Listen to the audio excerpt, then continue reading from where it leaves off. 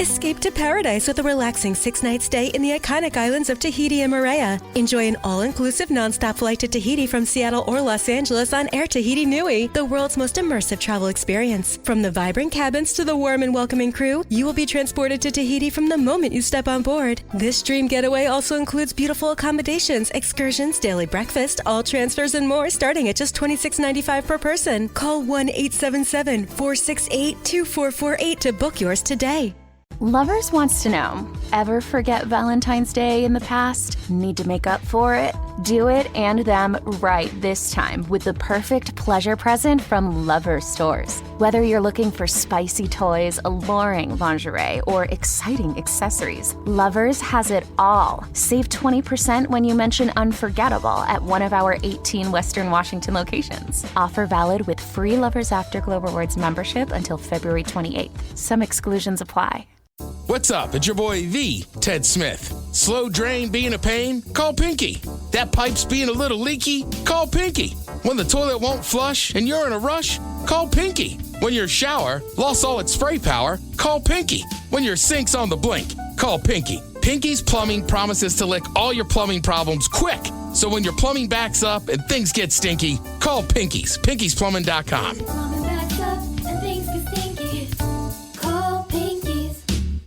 Anyone know what channel the game's on? We know. Download the Sports on What app today and always know how to watch the game. Satellite, cable, or streaming. Sports on What knows the channel the game is on, and you can too. Subscribe today to start your 7-day free trial. Sports on What? We know. And now, here's the question. Hola, bitches. Good day to you and yours. All right, food is necessary for life. No matter what type of life it is, it needs food to sustain itself. Now, as human beings, we have the luxury of having a variety of foods to choose from. I mean, imagine being a shark, all right? But you don't like seafood. Well, guess what? You're SOL, right? Well, not us humans. Oh, no. We can create our own meals and tailor them to our personal appetites. But that said, we don't always get it right. And frankly, some foods we just hate. In fact, someone on Reddit recently compiled a list of 18 American foods that non-Americans find disgusting, and some not terribly surprising. Kraft Singles, Scrapple, candy corns, Jell-O. Look, you might like them, but I can see how those things might turn a foreigner off. A ranch dressing and biscuits and gravy? I mean, come on, man. Universally good. Then again, people in the Philippines might not understand why I don't like balut, while people in England might not understand my aversion to black pudding, which, by the way, was my nickname in high school. You laugh at that. Now, sometimes, even when you eat a meal that you do like, you might not like the end result. Look, I'm lactose intolerant. I enjoy a big old bowl of ice cream. I don't enjoy sitting on the toilet for 20 minutes, but that's my sacrifice. But some other examples. Here in Seattle, at least 14 people tested positive for salmonella after eating Christmas dinner at an emergency housing shelter. Now, one of the people who got sick said, quote, "It was actually a really good dinner, to be honest." And then they had to go to the hospital. And in Japan, 9 people were hospitalized this new year after, 9 people went to the hospital. 2 people died after eating mochi rice cakes. Yeah, it's food day here on the Men's Room. And that leads to today's question, brought to you by our friends at Advanced Hair Restoration. So today's question is, what will you never eat again, either because it sucked or it did you dirty? To be a part of the big show, call 206-803-ROCK. Like the Men's Room on Facebook, follow us on Twitter and Instagram at Men's Room Live, and send your emails to the Men's Room at KISW.com. The debauchery rolls on. You're listening to the Men's Room with Miles and Thrill. 99.9 KISW. Oh, but y'all, away we go. Welcome to season 19, episode number 4242. What a large and a charged program we have for you today. Guaranteed future repeat. Taryn Daly, Steve Biggs are back from the Daily Biggs Morning Show. And today on Sit and Spin, good news for you, Ted. The 10 greatest boy bands of all time. Excellent. We've already determined when they come in studio what we're going to do today. All right, what's that? Here's the deal. Steve, I know for a fact that you are not the biggest boy band expert. I have combed through your vinyl collection. I have found none. I'm trying to think, man. I mean, maybe your wife's got a New Kids on the block. No, I'm aware of what she buys because I'm always so upset she buys. The one that pisses me off, she got 2 Madonna albums, and I didn't even want to put them in my stack. I want to put them separately so that people don't think I like her garbage. Mm-hmm. You know what, man? Honest to God, I might have some Motown if that qualifies, but I do not have any boy band. When's your birthday? When's my birthday? Yeah. March 22nd. All right. I Are never you go buying me? vinyls. What are you going to buy? If you said, look, man, this is what's going to get you to say, you know what, man, boy What's bands the are all right. introductory album for the person who's uneducated? I mean, Millennium by Backstreet Boys. That's I know what the name I of wanted it. that way. I mean, that thing's got hits, but I used to have to play some of those when I worked on the easy listening or whatever station. I don't know. I just kind of like the idea of me shopping for vinyl boy bands. If you buy me- somebody catches me, I'll be like, hey, I'm buying it for thrill. Thanks. Also, we know for the most part the taste of Steve Miggs from the morning show. His taste in music as well. Yeah. leans more rock. I'd say his favorite band is Faith No More, et cetera, et Faith cetera. No More, Pearl Jam. Yeah. He and I track pretty well on music, so I can tell you he might like boy bands, but there's no way he's a boy band aficionado. I say he does not like them either. Okay, we'll find out. But here's the deal: we know for a fact that you and Taryn have enjoyed some boy bands over your time.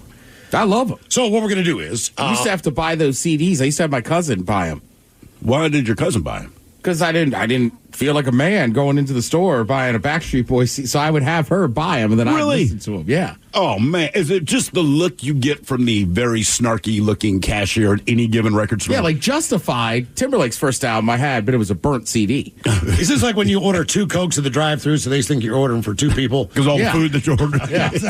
Yeah. yeah. Give me and a Sprite. Yeah. What do you want? Yeah. Anything else, Then you pull sir? up. You're the only one in there. It's kind of like that. So we're gonna let you and Taryn do battle, and All right. you guys are gonna see. Because Mike is, you determined to put a little twist on there. So here is the twist on the 10 greatest boy bands of all times. If you do know a little bit about boy bands, you know their more popular tunes. Sure. You know the ones that obviously they're popular bands for. We are not going to play any of those. All right. We are going to play some of the lesser known tracks. Like the B-sides, I guess. I mean, Boy band not, B-sides. not the most popular one, but just based on their overall sound. Sure. Hopefully, you guys will be able to identify some of the top 10 greatest boy bands of all times. Okay. So that's coming up at 4:30. What else do we have? Oh, we do have a chance for you to win $5K a day. All you got to do is listen for 1 hour on the Odyssey app or Odyssey.com. Just that easy. Just make sure you signed in so they know you're there, and listen for 1 hour for your chance at $5K a day. And today we're going to talk about food. What will you never eat again because it sucked or did you dirty? Now, food can do you dirty in a number of ways. And Steve, you brought this up. What happened in Japan on New Year's? Yeah. Now, what do you think is going to happen when people die? All right, especially from any food situation. Basically, they got sick and they just didn't make it. Right. Now, that is not the case in Japan. That's what makes this story a little odd to me. It is a favorite seasonal food, and it's once again turned deadly in Japan. What would you guys guess, and be honest, is the most deadly food that you can eat in the United States of America that's a common food item? The most dangerous in the U.S.? As far as being dangerous. Sprouts. All right, very good call, Ted. Because of Spinach, sprouts, any of I that feel like stuff. it's E. coli. The occasional oyster, but depending on the situation, it could be a hot dog. And cutting up a hot dog for an elderly person or for a kid, as far as a choking hazard is concerned. You're right. I generally think of cutting it up for a kid, but old Obviously, people too. Processed meat is not the best thing in the world for you, but as far as, a choking hazard is concerned, I read a story today about a guy who went through an awful situation because he was grilling burgers and he used a metal wire brush to clean his grill. Oh, no. And he got the wire And in he the got meat. one of the wires stuck in his throat and didn't know it. And it was in there for like 10 days. And he was struggling bad before they finally took an x-ray and were able to pinpoint where that was because it was starting to cause an infection. To and get me, them out that's of there. more terrifying. Because remember, years ago, right, 20 years ago, Ozzy, I think he was eating something or he was drinking something, but like the glass broke in his mouth, but a piece got lodged in his Had an throat. old bartender in Seattle. Oh, really? That I know very well. Damn. They were doing either a shooter or a shot, and a shard of glass was at the bottom of that glass. God. And went down and got caught either in their esophagus, their throat, in their stomach. Wherever it was. got caught, it ain't Yeah, good. it was not a good situation. So in Japan, traditional mochi rice cakes are eaten around New Year's. Mochi? Mochi. Yeah. Sorry, mochi. And there's nearly always a surge in choking deaths, largely among the elderly. In Tokyo alone, 9 people were hospitalized. 2 died in the first few days of the year after choking on the sticky, chewy rice. You like mochi, Mike? No. Are those the balls they put in the tea? Mochi ice? No. Mochi ice cream's delicious. But that's fine. the ice cream. It's I've never had the. But it's it's not chewy. It's not the mochi part that I like. It's the ice cream that I like. Like I don't need the rice dough around. Aren't those balls in bubble tea? Is that what the? No, those that's- are tapioca. Yeah. Oh, they are. Okay. Does anyone actually like tapioca? No. I think it's odd that people Want it in a drink? It's risotto why pudding. swallow it? Yeah. I don't know. It's risotto and pudding. Yeah, basically. Isn't it? Isn't it basically just rice pudding, essentially? I don't know what the difference between tapioca and rice is, but yeah, the Actually, consistency. you know what? is Maybe the you're same. right. Maybe that is what it's in bubble tea. Really? I don't know. It doesn't matter. I will never I have thought I've bubble had tea. one because my daughter's like, you got to have this. So we. Well, you had the mochi ice cream with us. Yeah, and that was not bad. Not bad at all. It's delicious. But they say every year emergency services launch campaigns urging people to take care when eating mochi. It is delicious, but wait a moment. Don't rush, eat it slowly, and chew it very well, according to the Tokyo Fire Department. Kind of like my mom's cooking. Yeah. Our mutual friend, his dog's name is Mochi, so I'm kind of laughing when he's like, take your time when eating mochi. Yeah. Mochi balls. They urge people to cut the mochi into smaller pieces and moisten their throats with soup or tea before eating. They advise the elderly to eat it at all. And they say, look for things in your elderly family, like the warning signs of not being able to speak, or, as they say, suddenly turning blue. You mean like choking? Yes. They say in 2001, a woman saved her 70-year-old father's life by using a vacuum cleaner to dislodge the mochi from his throat. A vacuum. Who knew that there was that attachment? I would have never even thought of that. No, I would not either. Stick the attachment in, fire up the vacuum, and just suck it out of the throat. Yeah. I mean, yeah. I was going to say, when I heard that question today, the grossest thing I think I've ever put in my mouth was we were eating oysters. Yeah. And my buddy convinced me to eat raw clams. Do people on the do half that? shell? Yeah, I guess they do. I don't know how to describe it other than just, I don't know how I didn't puke. And he looked at me and said, do not puke on this bar, because it was kind of a nice place. You gave me a raw clam, man. I mean, Yeah. look, it is 50. I'm not trying to puke on the bar, but if you give me a raw clam, we have just upped the chances of me doing exactly that. Hopefully you're experienced enough at shellfish to know when to spit that shrimp out. There's a consistency. There is a... Shrimp, I think oysters too. If Yep, you just crack absolutely. open an oyster, sometimes it just doesn't smell right. Then don't do it. And if you tap on it and it's hollow because there's no water in there, Yeah. do not eat that Yeah. oyster. But a lot of times, once the oyster's in your mouth, it's too late, right? So by the time the fumes register that this is not a good oyster, it's already down your throat. See, my money says it's much better to go out for oysters than it is to shuck your own. And the reason being is, like, look, if you go to a tailor or someplace where there's a guy who shucks hundreds of oysters a day, They're not going to give you the bad ones. he knows Yeah. the difference. He can tell by just even cutting it, the consistency, if it's a good oyster or not. I trust him more than I trust myself to serve that to I somebody. can't remember if I was with you or my wife. It's one of the times I was in New Orleans, and this big brother's in the back shucking oysters, and he's specifically doing my plate. I think I got 2 dozen or something. And I'm watching him do it, and I just remember he made eye contact with me and just said, I'm tossing these 3 out, man. Said, these nasty. But he saved one for me. He didn't put it on the plate, but he brought it around just to look at it, man. I was Right. like, Yeah. oh, my God. See, I might not know. I might do that like I did that mushroom that almost killed me. So that's what I'm saying. The mushroom had every warning sign. Right. It had every warning sign yeah. that it's going to hurt you because it did not look like a mushroom. It Yeah. was orange. Yes. It had purple specks. My God, I might as well have said, hello, Miles. And when you're going to an oyster place, you're going to a place that serves oysters and has. It's not the special on the menu. Right. This is a place that does that. So I think that's that's a better call. However, we stay home here in Seattle. This is an unpleasant story. Seattle and King County investigating over a dozen people that got sick after a Christmas dinner served at an emergency housing shelter here in Seattle. Now, 14 people who attended dinners at Mary Pilgrim Inn, they tested positive for salmonella. Additional people who got sick are being tested, although the department hasn't gotten results back yet. 5 people were actually hospitalized. Many of the people got sick after eating food served at 2 dinners on Christmas Day, or the leftovers served the next day. And by the way, those meals were only available to shelter residents at the time and staff. That was not open to the public. Right. It's a shelter, yeah.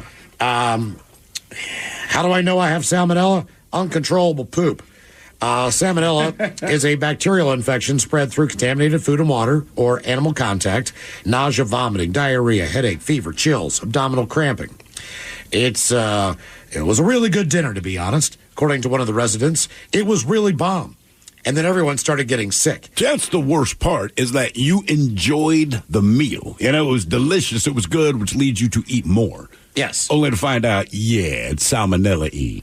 See, here's my thing. It's a holiday dinner. That means you know for a fact that it wasn't 3 meals, 3 different courses, or 3 things. It was one giant-ass meal. Yeah, it was probably 5 or 6 different things, right?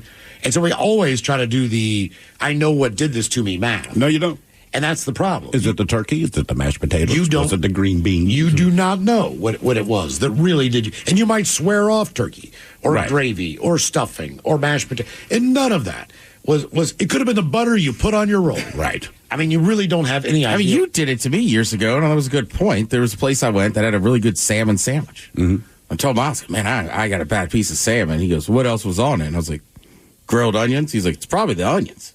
Well, but typically, if you cook the onions, that gives you a little bit better chance. But cook anything, you do a little but better. not always. Right. Not always. So our question, what will you never eat again because it sucked, or did you dirty? 206-803-ROCK. Hello, Hayden. Welcome to the men's room. Hola, bitch, hola. Hola. What's up, guys? All right, long-time listener, first-time caller. And so your question completely reminded me of back when I was a sophomore in college. Me and my ex-fiance had just moved in together. And she was from Tokyo, pure-blood Japanese. But for whatever reason, she decided the first night she wanted to cook me loco moco, which, if you don't know what that is, it's a Hawaiian dish, which is basically like fried rice with a T-bone steak on top and then a fried egg. Yeah. Well, when we got to the egg, she threw it in the pan, scooped it back up all clear and literally like raw egg, and threw it on top of the T-bone steak and said, here you go, baby. And I was like, you should probably put that back on the stove for a second. Hey, that's not cooked.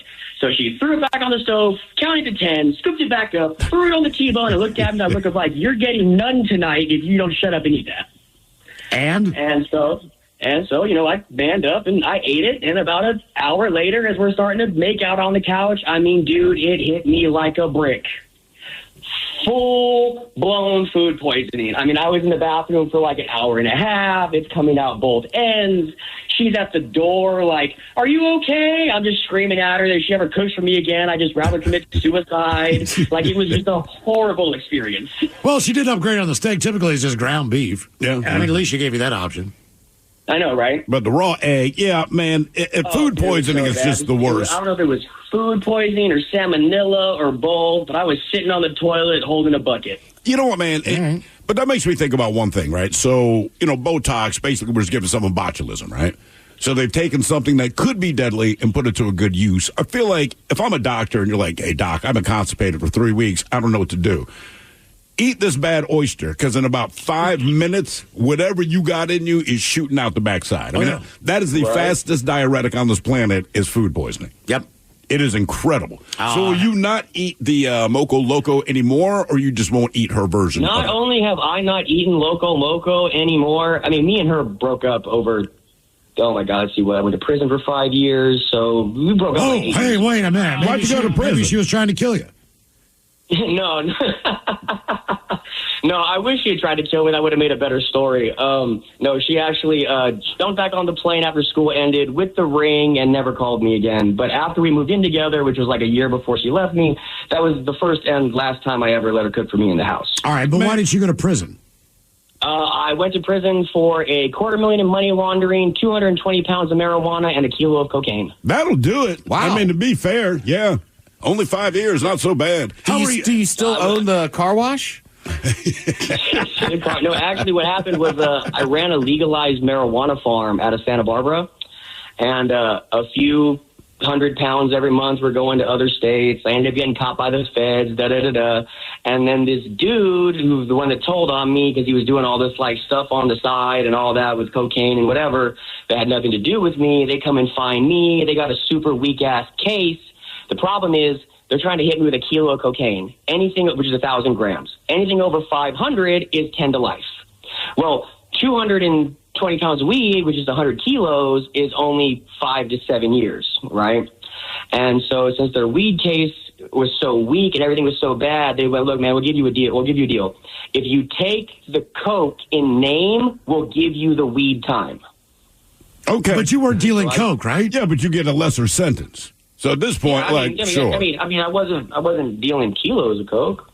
Okay. I think I wasn't doing kilo. I mean, if you say that you did this, we'll give you less time for right. Like I think the deal. I hear and by the way, Hayden, you prove my point, which I've been saying basically since my teens, which is most people in the U.S. don't really know the metric system, and anyone that can spout off the metric system and equate it to pounds, they deal drugs. Every drug dealer I've ever met, man, will say, well, exactly how much is that? They'll put it in standard for you instantly. Anybody else, they're not dealing drugs. Maybe a baker, maybe, but every drug dealer in this country can convert metric to standard in the blink of an eye. I got a 500-millimeter penis. Right. Yeah.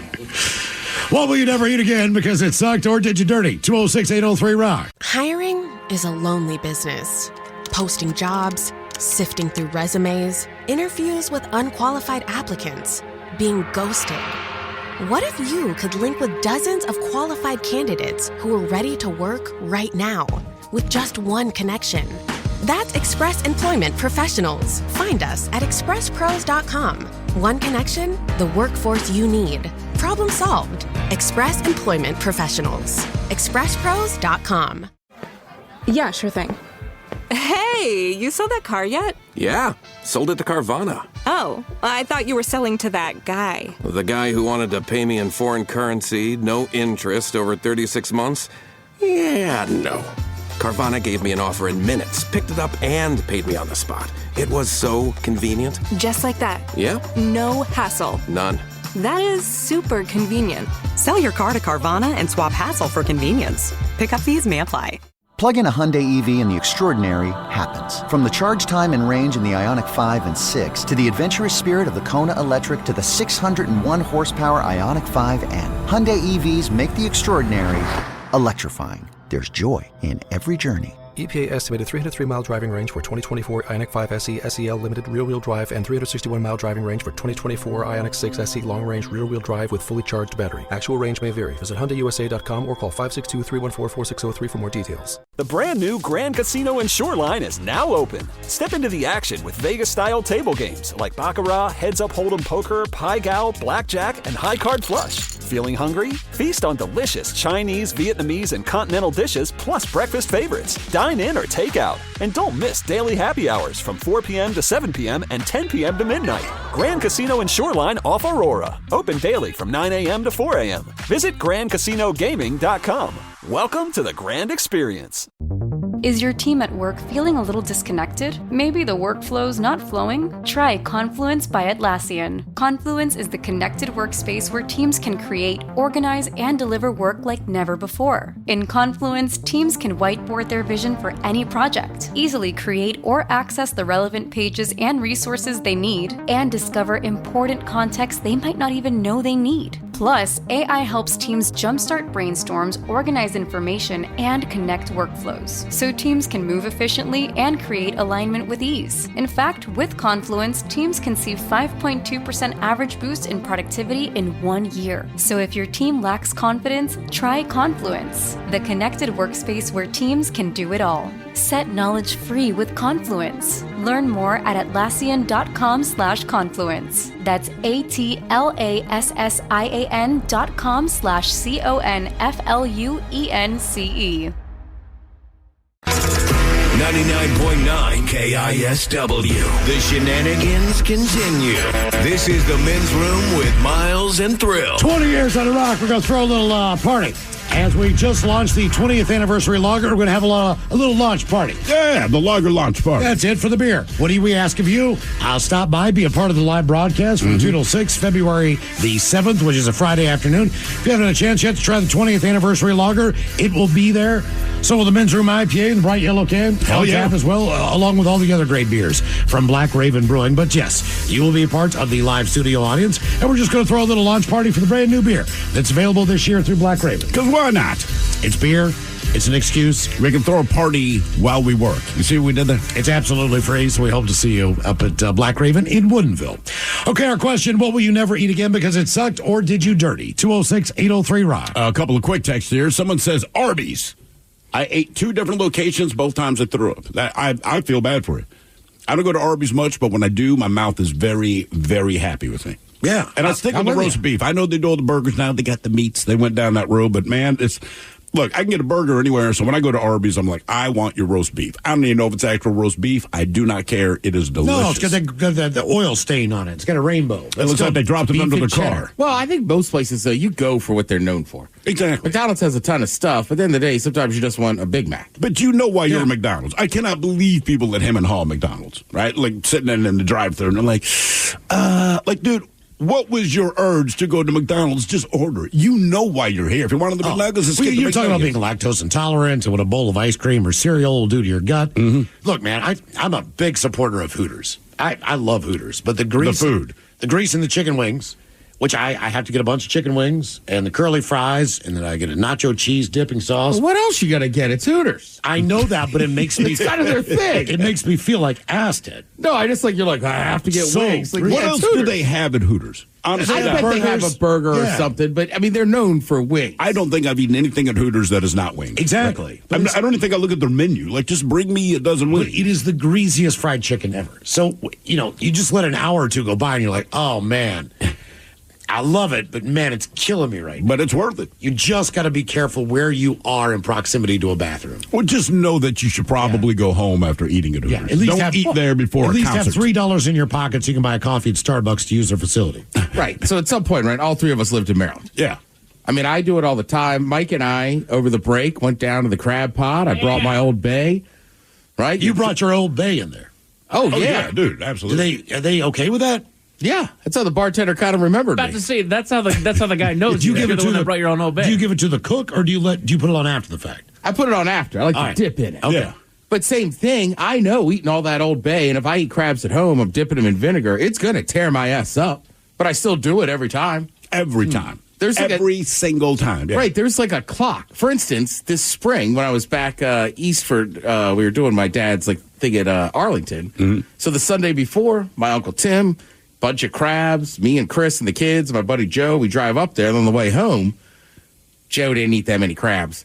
My brother's just like, hey, we got to go straight to the house. The timer's on. And I understood exactly what he meant. And then we got there, and I looked at my buddy Joe, and I said, we need to Uber back to our hotel. My timer's going on. Because we're about to blow it up, man. Yeah, you got about a 2-hour window before you got to get it out. I'm going to try this science experiment. What's that? I'm doing the Capitol Grill, Daniels, the Met. I'm bringing Heinz 57 steak sauce. I'm going to have it in my pocket. But even before I order anything, I'm just going to put it on the counter. Yeah, they're not going to care. Oh, I know that. But still, it's just like, what's this? I mean, it's a crab place, but most of them don't have Old Bay. I don't blame you. So, I think they'll give you a look if you have A1. For whatever reason, right? You can have a million steak sauce. Okay, all right. No one says a word. You break out A1, they're like, oh, my God, that's savage. But, dude, it's A1 steak sauce. Well, plus, again, I've only ever done it once in Chicago. It's a famous steakhouse. I don't know if they were just off their game that day, but it was like they didn't even put salt and pepper on it. Oh, really? I think that's the only time I've been like, do you have steak sauce? But the Old Bay, man, yeah, there's like a little container, and then you know me, I go, I keep that thing on me. He laughed. By the way, just one more text. Says, my name is Elsie. Hello, Elsie. One food I cannot stand, spaghetti. And it's simply because growing up was the only thing my dad knew how to make, so we ate it constantly.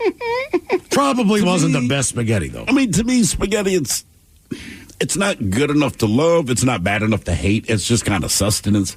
Like, it's fine. But it fills you up. If you're hungry, it fills you up. You're hungry. It's quick, but I'm like, I don't like it. I don't dislike it. It's just it's like a saltine cracker.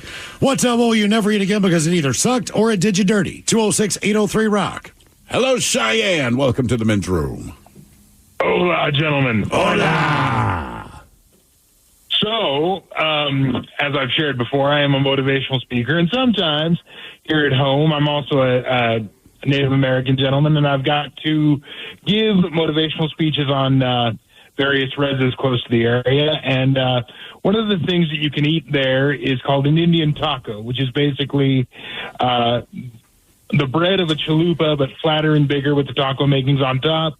And one gig that I had... It's fry bread, right? Yes, fry bread. Yeah, Indian fry bread. Right? Yes. And so basically the only thing there was to eat at this gig or drink was an Indian taco and straight black coffee. And yeah, so I I had both of those, and as you might imagine, usually what I'm known for is my speeches. That was the only time that I've ever had to do an intermission because I heard the devil's whisper, otherwise the resounding fart, and had to take a break. The only time I've ever had to do that. Did you tell people why, and how long was your break? It was a quick one, probably about 5 minutes, and then I was in and out because I had to be. What did they do when you were in the bathroom? Just kind of wait, put on some music? What's happening then? Basically, I had to call someone over and just say, I never do this, but can we take a little bit of a break? And they kind of prattled on while I was doing my thing. The devil's whispering on my backside. All right, so Cheyenne, tell me this, man. Why? Look, you can go around this country and you can find any kind of food you want to eat, right? So you go somewhere like New York City. If it exists, they've got the food. I understand why there's not a lot of English restaurants. English food is absolutely dreadful. Why are there no, native eateries? I've never been to a place that says, hey, man, we have a fine selection of native cuisine. And what would it be? I mean, there really isn't one, kind of like you stated, but the closest thing you would find to that is, your quintessential casino buffets, depending on where you are in the country. Or popcorn. I think that's the greatest contribution is popcorn. Mm-hmm. Yeah, kind of. Basically, fry bread and stew. If you want to look for staples, that's what those would be. I mean, but stew is leading. Stew is just a term, something wet with stuff in it. You know what I mean? That's all stew means, especially when there's nothing before the word stew. I made stew. What kind of stew? And they look at you for 5 seconds and go, well, it's stew. I don't want to try that. Yeah. That's just me. So basically, if you want native cuisine, go to your local movie theater. What will you never eat again because it sucked or did you dirty? 206-803-ROCK. Hello, Dave. Welcome to the men's room. Hola, Bichola. Hola.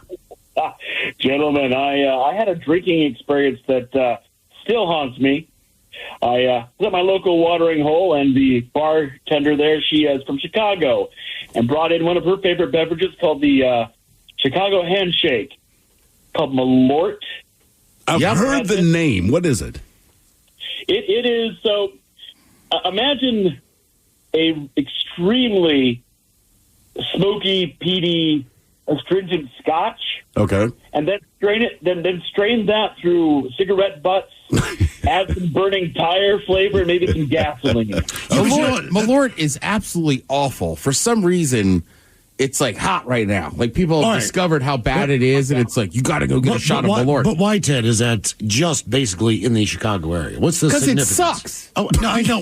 So it never left. Look, Mad Dog 2020 is not the greatest thing in the world, but it's available in all 50 states. Right, it's reached out. Maybe not Utah. But why is that? Because no other really liquor or liqueur is specialized, in my mind, to a city in the United States. Right.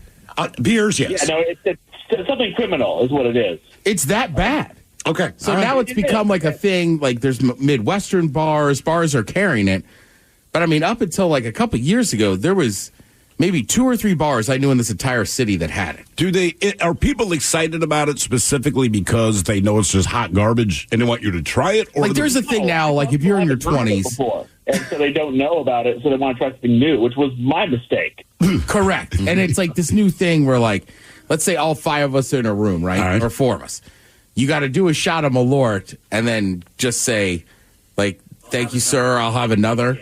But it's so bad. People are oh. It's awful. So bad.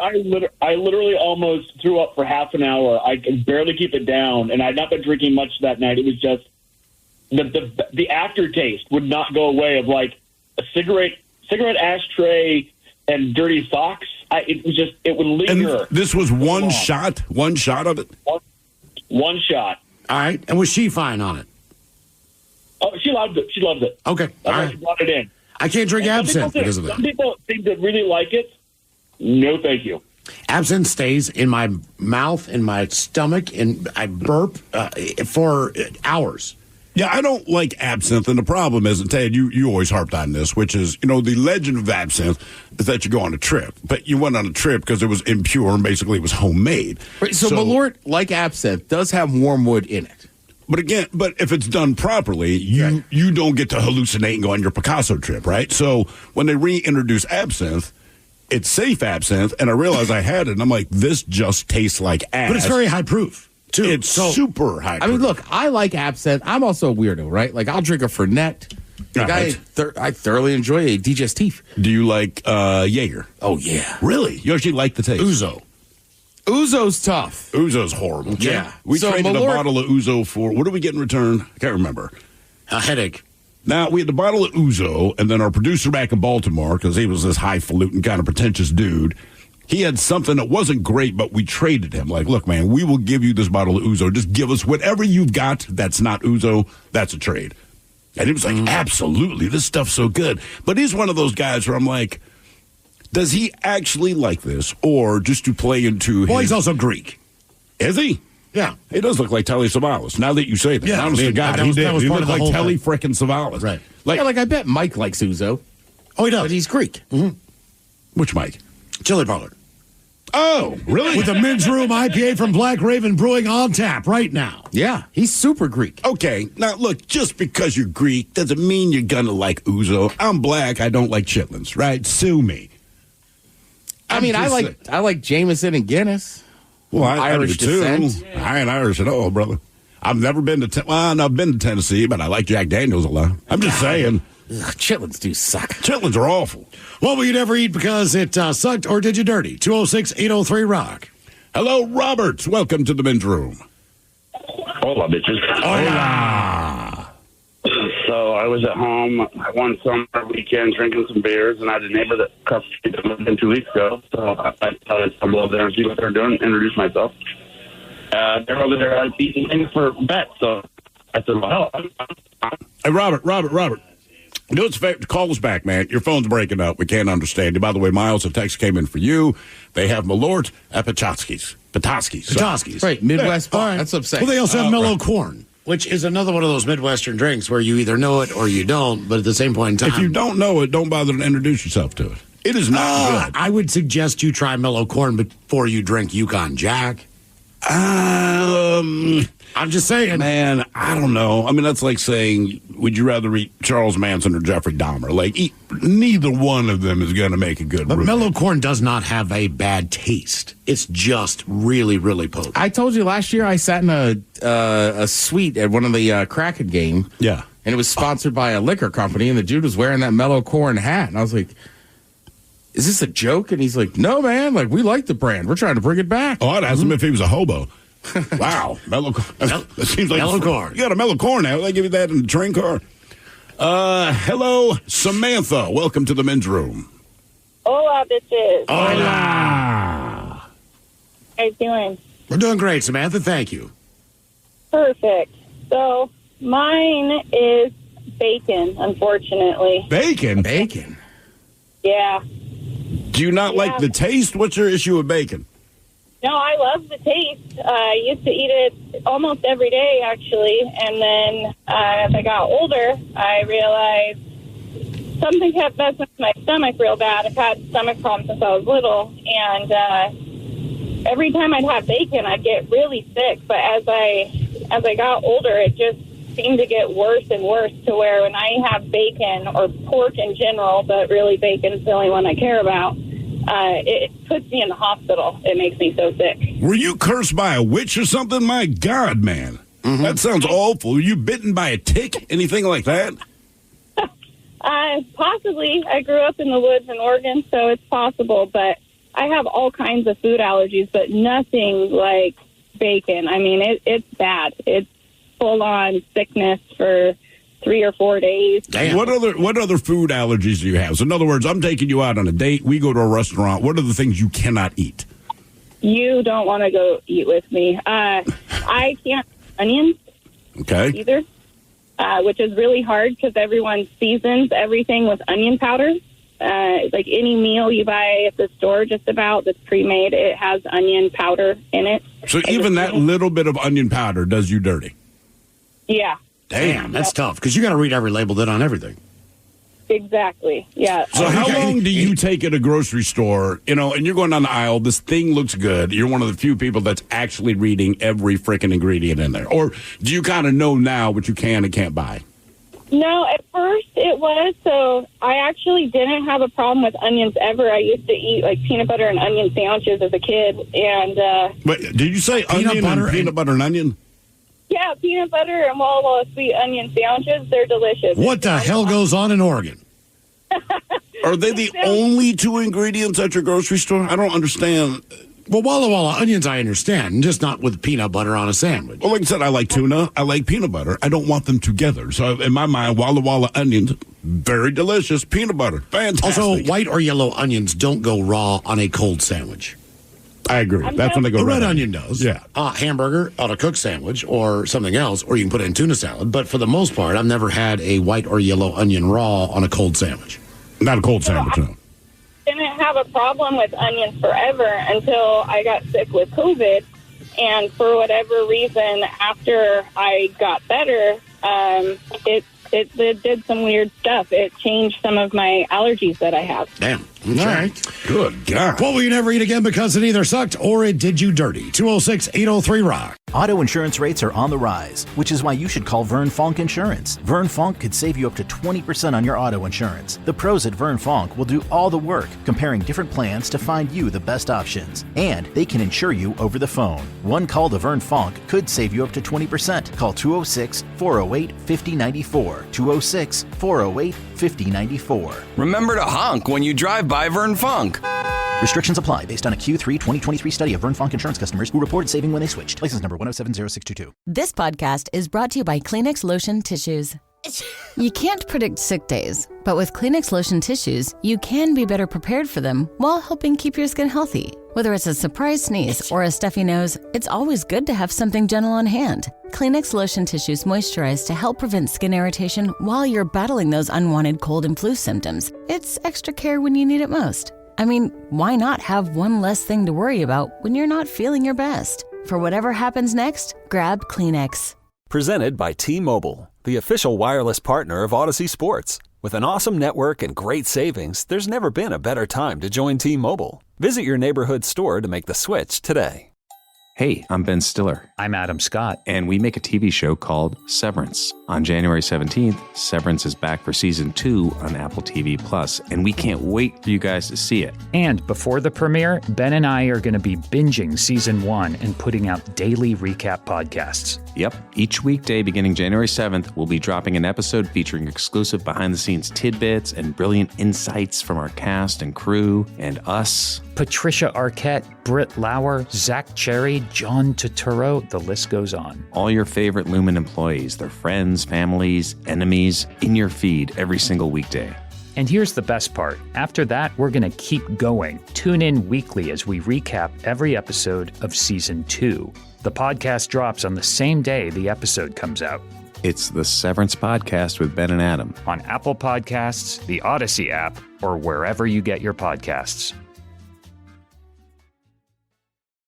Dreaming of a 6-night getaway to paradise? Escape to the islands of Tahiti and Moorea with Air Tahiti Nui, the world's most immersive travel experience. This all-inclusive vacation package is designed to take you to a tropical haven, starting with non-stop flights from Los Angeles or Seattle to Tahiti. From the vibrant cabins to the warmth of our Polynesian crew, you will be transported to Tahiti from the moment you step on board. Your package includes luxurious hotel stays, ensuring that your experience is as comfortable as it is enchanting. Start each day with a delicious Polynesian breakfast. Enjoy exciting excursions that showcase the beauty and culture of the islands, and take advantage of convenient transfers that make your trip seamless from start to finish. All of this begins at just $26.95 per person. Whether you're looking to explore crystal clear waters, unwind on pristine beaches, or immerse yourself in rich Polynesian culture, Tahiti and Moorea offer endless possibilities for both adventure and relaxation. Call 1-877-468-2448 now to book your Tahiti and Moorea escape.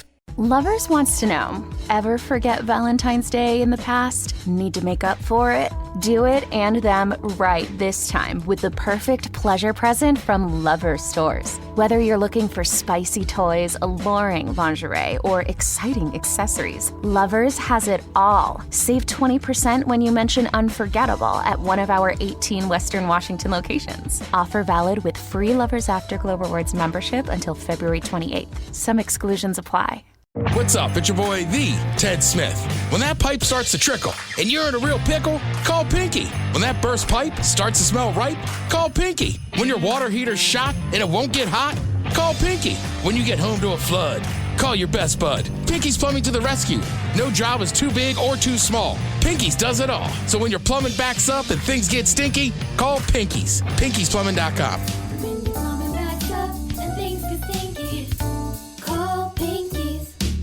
Hey, what's the easiest way to find out what channel the game's on? Sports on What? Subscribe to the Sports on What app and quickly find the channel for every provider, satellite, cable, or streaming. Sports on What knows the channel a game is on, and you can too. Download today. 99.9 KISW. We return to the men's room with Miles and Thrill. 1 hour of your life.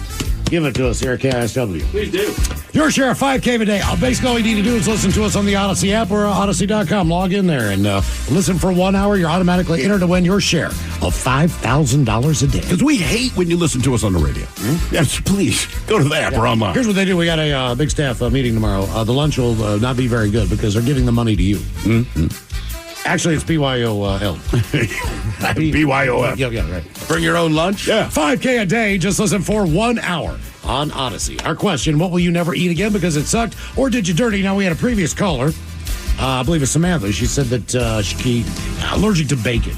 Yeah, she likes bacon but cannot eat it. And it like, what you say, 3 or 4 days in the hospital just from eating it. Cardiologists have a list of 8 things that they will never eat. Now, a couple of these they will eat every once in a while, but some of these food items, they absolutely say you almost should never eat them. Can we just relabel cardiologists the fun police? I mean, inevitably, they never tell you something good. As far as your heart health is concerned, basically, the first one, never eat it, please. They say chopped liver. And the reason is, it sucks. Based on what your liver does and the fact that your liver filters out all the toxins in your body. Now, when you cook that liver of a cow, those toxins are not released. So the same way that works for a human being is the same way it works for a cow. And not only that, it's full of saturated and trans fats. So saying the best thing that you can do is to never eat liver. That's an absolute no-no. That's why I don't eat it. Well, that's also the reason why it's not exactly a term of endearment. What do you mean? What am I, chopped liver? Right, exactly. They don't eat that crap. That's a good point, yeah. They say as far as high in sodium and high blood pressure, saturated fats, raising your cholesterol. They say to never eat, and this is going to be a tough one for a lot of people, breakfast sausage. Whether it's links, whether it's patties, if you're going to eat a sausage, they say chicken sausage is the best alternative. In my childhood, I used to eat it a lot because my parents always, Bob Evans or whatever the hell we had in there. But as an adult, man, I don't know the last time I've actually had like a breakfast sausage. I mean, seriously, I'll eat like coulis or something and throw it in an omelet, honestly. But like just the breakfast sausage you buy for breakfast, I just don't eat it. I have it weekly, man. Really? Oh, yeah. We live walking distance away from a breakfast spot, and then every weekend morning at some point, especially if there's like a wrestling event in the morning, we will walk out, get ourselves some breakfast, and I've got some link sausage. Well, here's the thing You're going to die, Mike. Here's the thing about Uli sausage. Now, if you look at the packaging on our men's room beer brought, all right, it is organic pork that's only bought in the United States of America. Right. All the seasonings are Uli's specialty seasonings. And he will not tell you what they are. He puts those together for each individual sausage that he makes. There is nothing artificial in that sausage. No. It's basically just salt and whatever the other ingredients are. Honest to God, look at the label. It's meat and spices. That's exactly and beer, what it is. and he's and the done. cuts of meat that he buys and uses and the way that he trims down everything. I mean, there's a reason why he is a doctor in the world of being a sausage maker. I will say that breakfast sausages are delicious. They are good. I just rarely, if ever, eat them. Another thing the cardiologists say to avoid at all costs, margarine. They say, look, eat as much butter as you want. Just don't eat margarine, period. I do eat a lot of butter.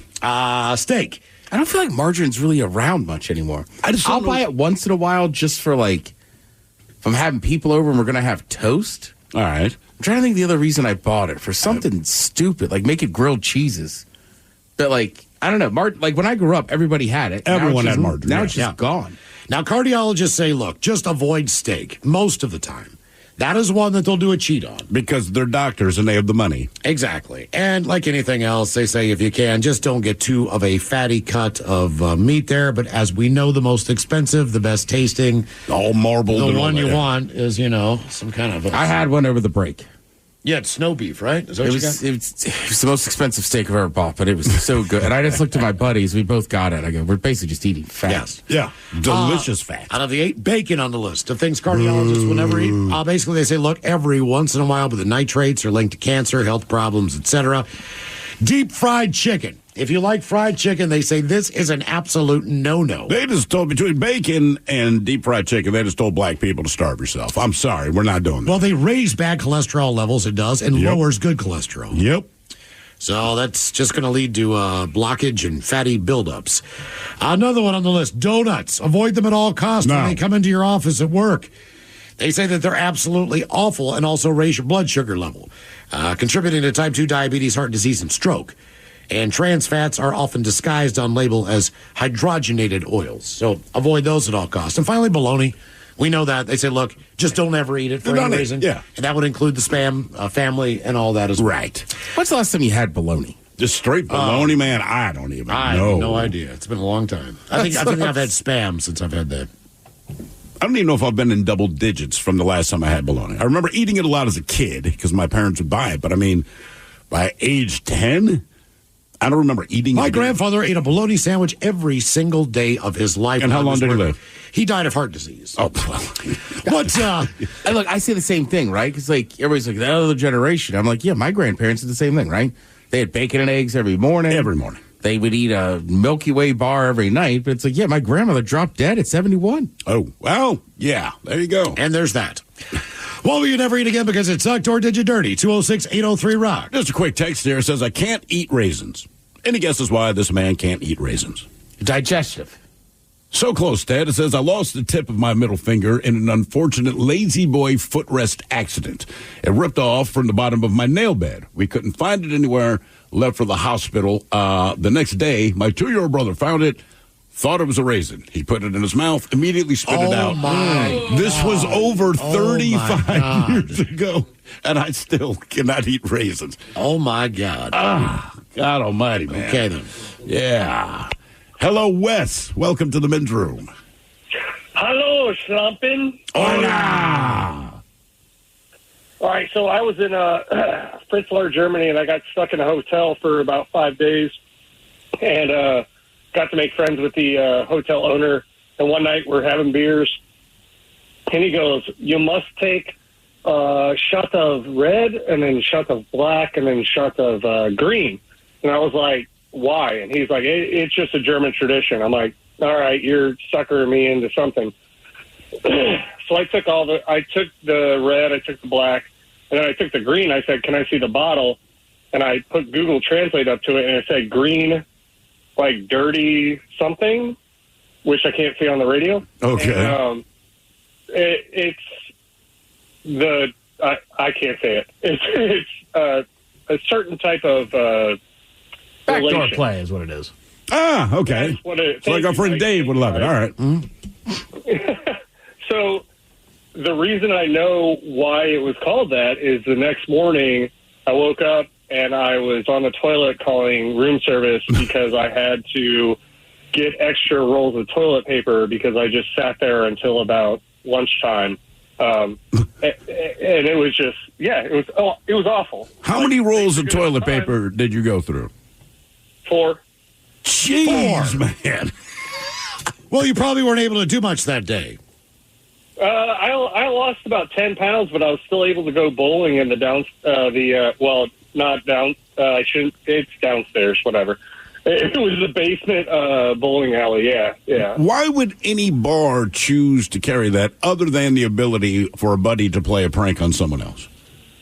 I really don't know, but this guy was so weird. He also had a parrot that would cuss at you when you went to check in. All right. I don't mind that as much. Yeah, that wouldn't bug me too That would be I entertaining. don't either. I thought it Yeah, I thought it was hilarious. I was like, Now, being on the cool. toilet for 5 hours, that's different. Yeah. I'll take the cussing parrot. Yelling F you. I'm used to that at home, so a parrot wouldn't bug me. Yeah. Be like, what, baby? Oh, no, it's a parrot. My bad. What will you never eat again because it sucked or did you dirty? 206-803-ROCK. Hello, Wade. Welcome to the men's room. Mow. Hola. Hola.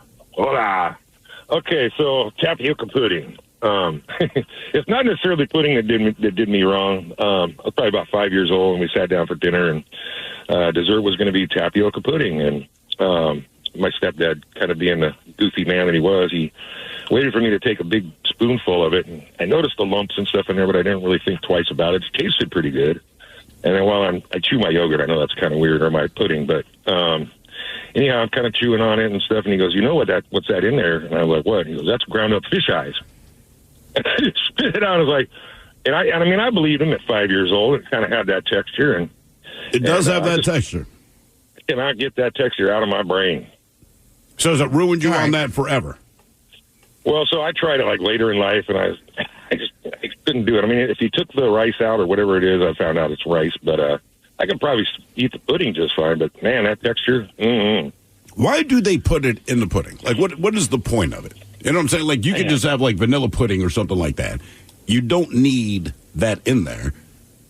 Like, it seems like old people eat it all the time. So I mean, like, I like it too. It doesn't bug me. I just don't understand why it's there. There's a consistency with that I just can't take. Cottage cheese has the same consistency. Sea urchin at a sushi place. To me, that is the worst thing that I've ever put in my mouth that I can recall. Yeah, it's like taking sawdust and putting it in your fish aquarium. I'd rather eat circus peanuts for dinner with candy corn on the side than sea urchin. Yeah, I would take that question. deal. I would take that deal. What will you never eat again because it sucked or did you dirty? 206-803-ROCK. Sea urchin's very cut and dry. Either people enjoy it or I'm with you. That is a odd flavor and texture. Yeah, no one ever says, it was okay. Yeah, I might try it again. Right. Hello, Bob. Welcome to the men's room. Hola, bitches. Hola. Okay, so a buddy of mine traveled to Peru to go mountain climbing. So while we're talking, Google Alpamayo in the Peruvian Andes.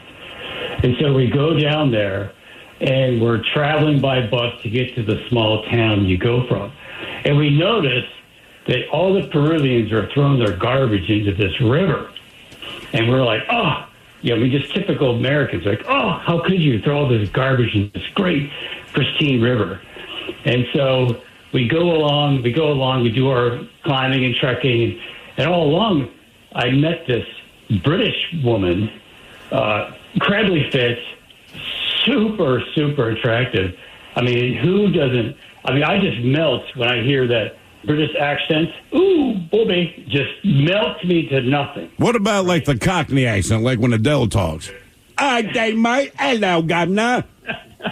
As long as she says, ooh, Bobby, I'm with it. So okay. Anyway. So I asked this girl out, and of course I take her to the best restaurant, and I'm just fluttering over this woman, and I see on the menu fresh caught trout, and like, hey, fit people are going to eat this, and we eat this fresh caught trout, and it's all buttery. It's the best trout you've ever had in your entire life. So anyway, we go back to our respective room. It was a great night.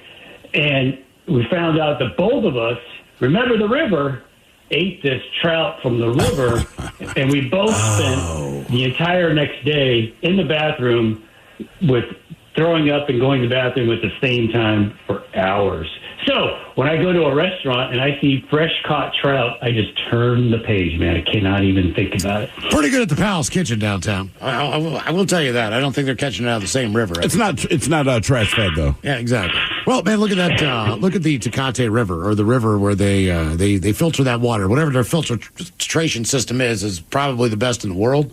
Yeah, because they kind of put that as their pride moment of it would be the equivalent of, God, I don't know, like, if you had an Ohio River beer and you're taking the water from the Ohio River, you'd be like, that's a questionable call. Yeah. It's worse. It's kind of like... It's already the color of beer. Somebody had never shown me, like, The pictures of that river? Yeah, I was fine drinking Tecate just being a Mexican beer. Yeah. I didn't know you need to know it was a river in a town. It looks gross. You don't need to know. I'll tell you what a weird experience was. Years and years and years ago, we are in, where the hell do I go all the time in Mexico?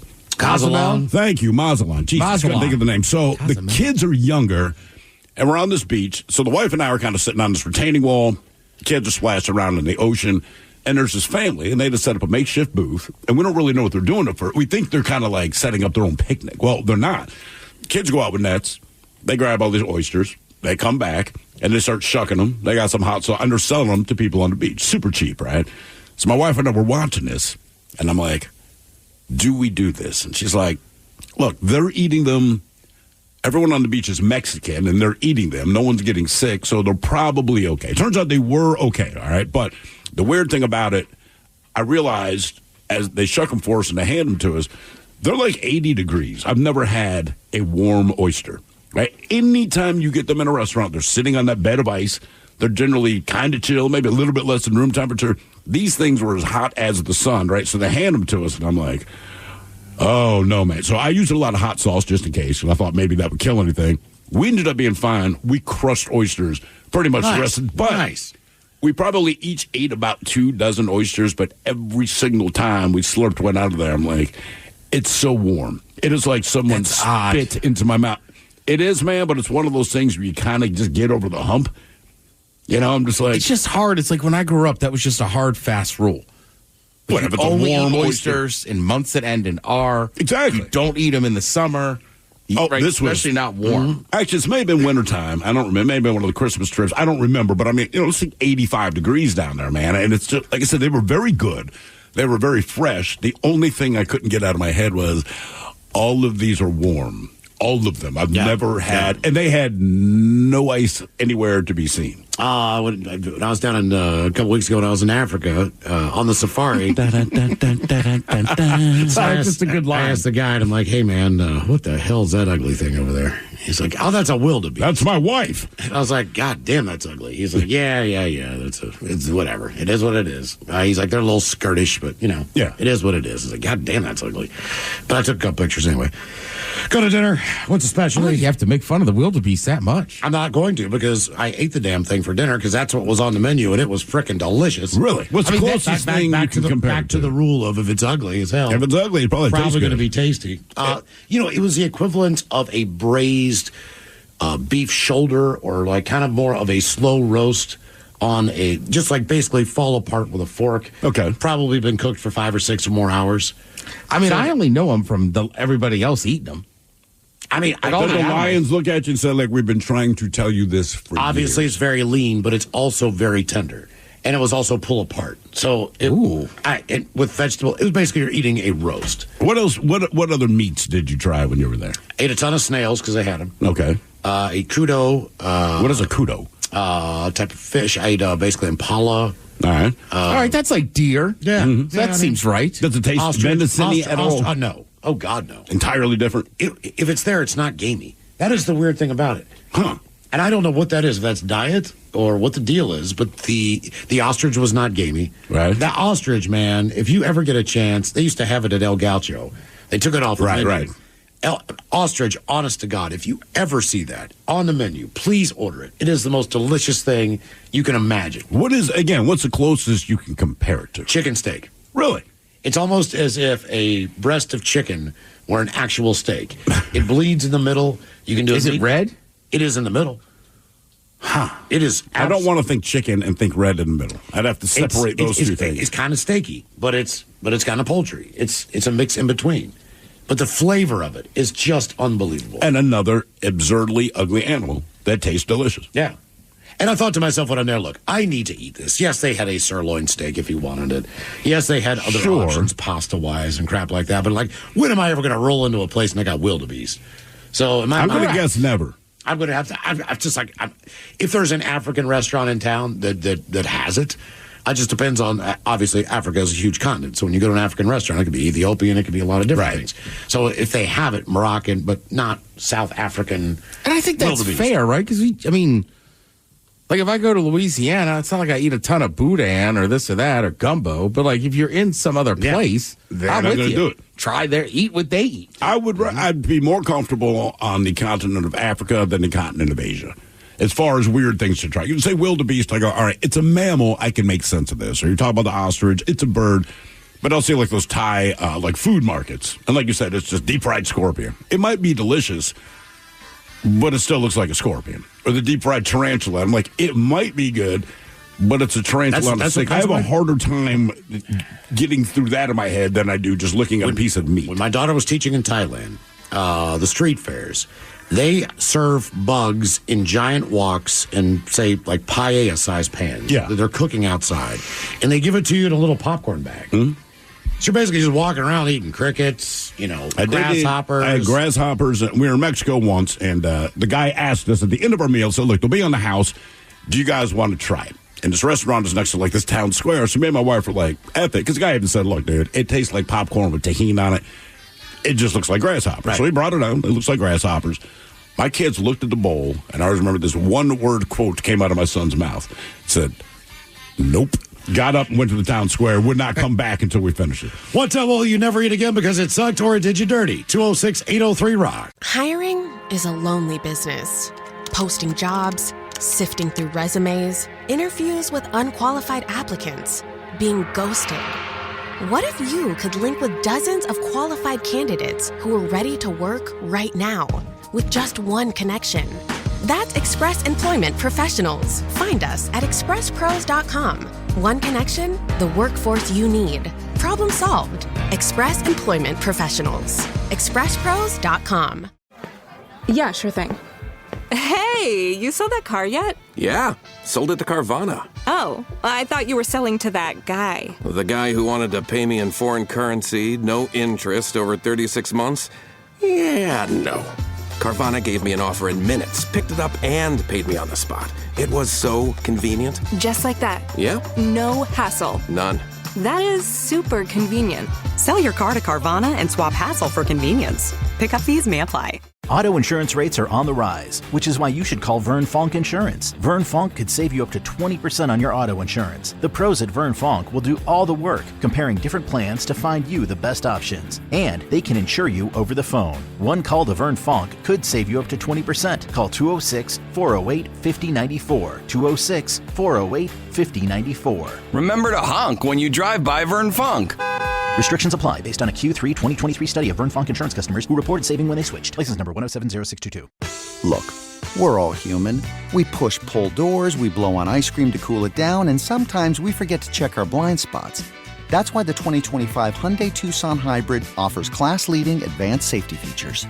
Like an available blind spot view monitor, which shows you a live video feed of your blind spots. Because the Tucson Hybrid is made for humans who are just that, human.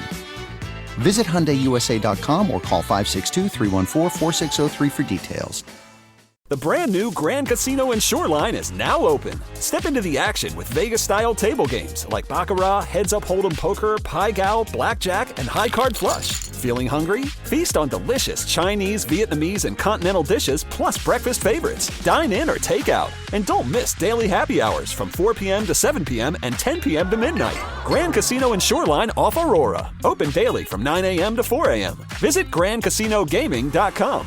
Welcome to the Grand Experience. 99.9 KISW. The men's room returns with Miles and Thrill. Sarah Daly, Steve Mix on the way from the Daily Mix Morning Show. We will sit and spin. Good news, Ted. The 10 greatest boy bands of all time is coming up at 4:30. I test your knowledge of the boy band genre. Well, it's like you always say to me, I'm your sunshine after the rain. Name the band. Sunshine after the rain. 90 Degrees. Okay. All right. There you go. Had to get to the chorus. 10 greatest boy bands of all time is coming up at 4:30. Our question, what will you never eat because it sucked or did you dirty? Non-Americans, when they come to America, they do find some foods delicious. Sure. Other foods they find to be disgusting. Now, keep in mind, I did see some American restaurants when I was in Africa. And does that mean barbecue? You know what that means? The pizza, the burgers of the world, right, standard chicken strips, the things that I guess people consider to be just, honestly, an American-based food. Those things are very, very American. It's not pasta. Pasta's in an Italian restaurant. Right. Those types of items. I mean, I feel like onion rings. You could still put spaghetti and meatballs on there, but you're right. If I'm in another country and there's an American restaurant, burgers, wings, pancakes, breakfast items, like French toast, so to speak. Yeah. Those type of things. Sure. That you find unhealthy and delicious. French toast. But Americans like certain things that a lot of people who are non-Americans do not like and find, as they say, absolutely disgusting. Here are a few. The Midwestern fruit salad, where half the ingredients are marshmallows or marshmallow fluff, mini marshmallows, there's Jell-O, whipped cream. I cannot comprehend why and how these ever exist or who made them in the first place. I want to blame the 50s and Betty Crocker for those. I think we're just used to it. But again, if you're from a foreign country, I can understand how you look at that and just say, no. Right. American bread. I'm sure you can get good bread in a bakery, but generally available, the sugary long shelf life bread is so appalling compared to other breads around the world. I need to eat bread from other places, man, because that's one thing I always hear about our bread. Remember, like, what Subway was in Ireland or Scotland, or like, it does not qualify as food. Right. You cannot even call it Think about food. it this way, right? Like, get a French baguette. All right. Right? It's good, it's hard, it's crusty, and then eat a piece of, like, Wonder Bread. The Wonder Bread is like, this is a treat. It is a treat, you're right. I was introduced to Chicago pizza and something inside me died. That should not be called pizza. It is just a devil fat pie. You call it what you want. I love it. Mm-hmm. It is good, but to me, it's almost like eating a lasagna. It is. I mean, it's not like you don't pick it up and eat it with your It's just hands, got the but wrong it's name. good. I agree. Right. If you just called it pie. If you called it Chicago lasagna, people Chicago lasagna. There you go. Yeah. All right. This is really, really good. Yeah. They should just call it pizza. Yeah. It's like pizza rolls. They should have called it something else. Agreed. Well, in deep dish, to me, I say this every time around the Super Bowl. Sometimes I'll go. There's one specific place I like in town, but it's like, this was great. Get it again next year. What? Like Dino's once a year or whatever it is, or wherever you're going? Well, Dino's has like that square tomato pie, which I like. But I'm trying to think, where's the deep dish pizza I like? Because there's two I was of them. going to ask you because I like a good deep dish pizza. Maybe it's Windy City. Yep, I do. There's one up on Greenwood. Yeah, so I've been there, but like literally, I don't know, for whatever reason, I will get one of those pizzas around the Super Bowl, and then just none other time of the year do I go deep dish. That's a good call. These are foods that non-Americans think are disgusting here in America. Pretty much any chocolate out there is foul. Now, there are the Ghirardellis of the world and all that stuff, but anything that you find in the aisle of your grocery store checking out is absolutely disgusting. The big-name American chocolates. I wanted to vomit from the smell and the taste. The prevalence of high fructose corn syrup in everything. Welcome to America. It's unfortunately bleeding over the border here in Canada, and now that's happening too. Another. I still think, though, like, remember, that was the whole thing with the Mexican Coke. And then they did all these taste tests, and, like, nobody could tell the difference. No one could tell. Right. It's just a matter of, I guess, health.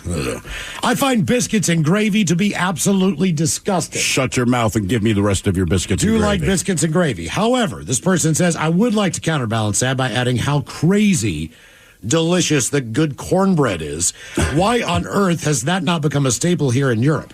It is so yummy. All right. You got to give a good nod to cornbread. There's no doubt about that. Not a whole lot of corn going on in Europe. And not a lot of places that sell cornbread. You have to be at a barbecue place, or sometimes they just have rolls. It depends on where you are. But cornbread is not always, when Boston Market and those places were around, you could get cornbread. Okay. But it doesn't seem to be as prevalent as it used to And be. cornbread's the only bread you don't just buy. You're right.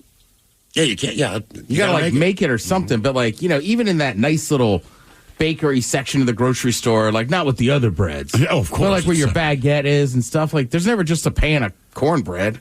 That bright orange plastic stuff they call cheese.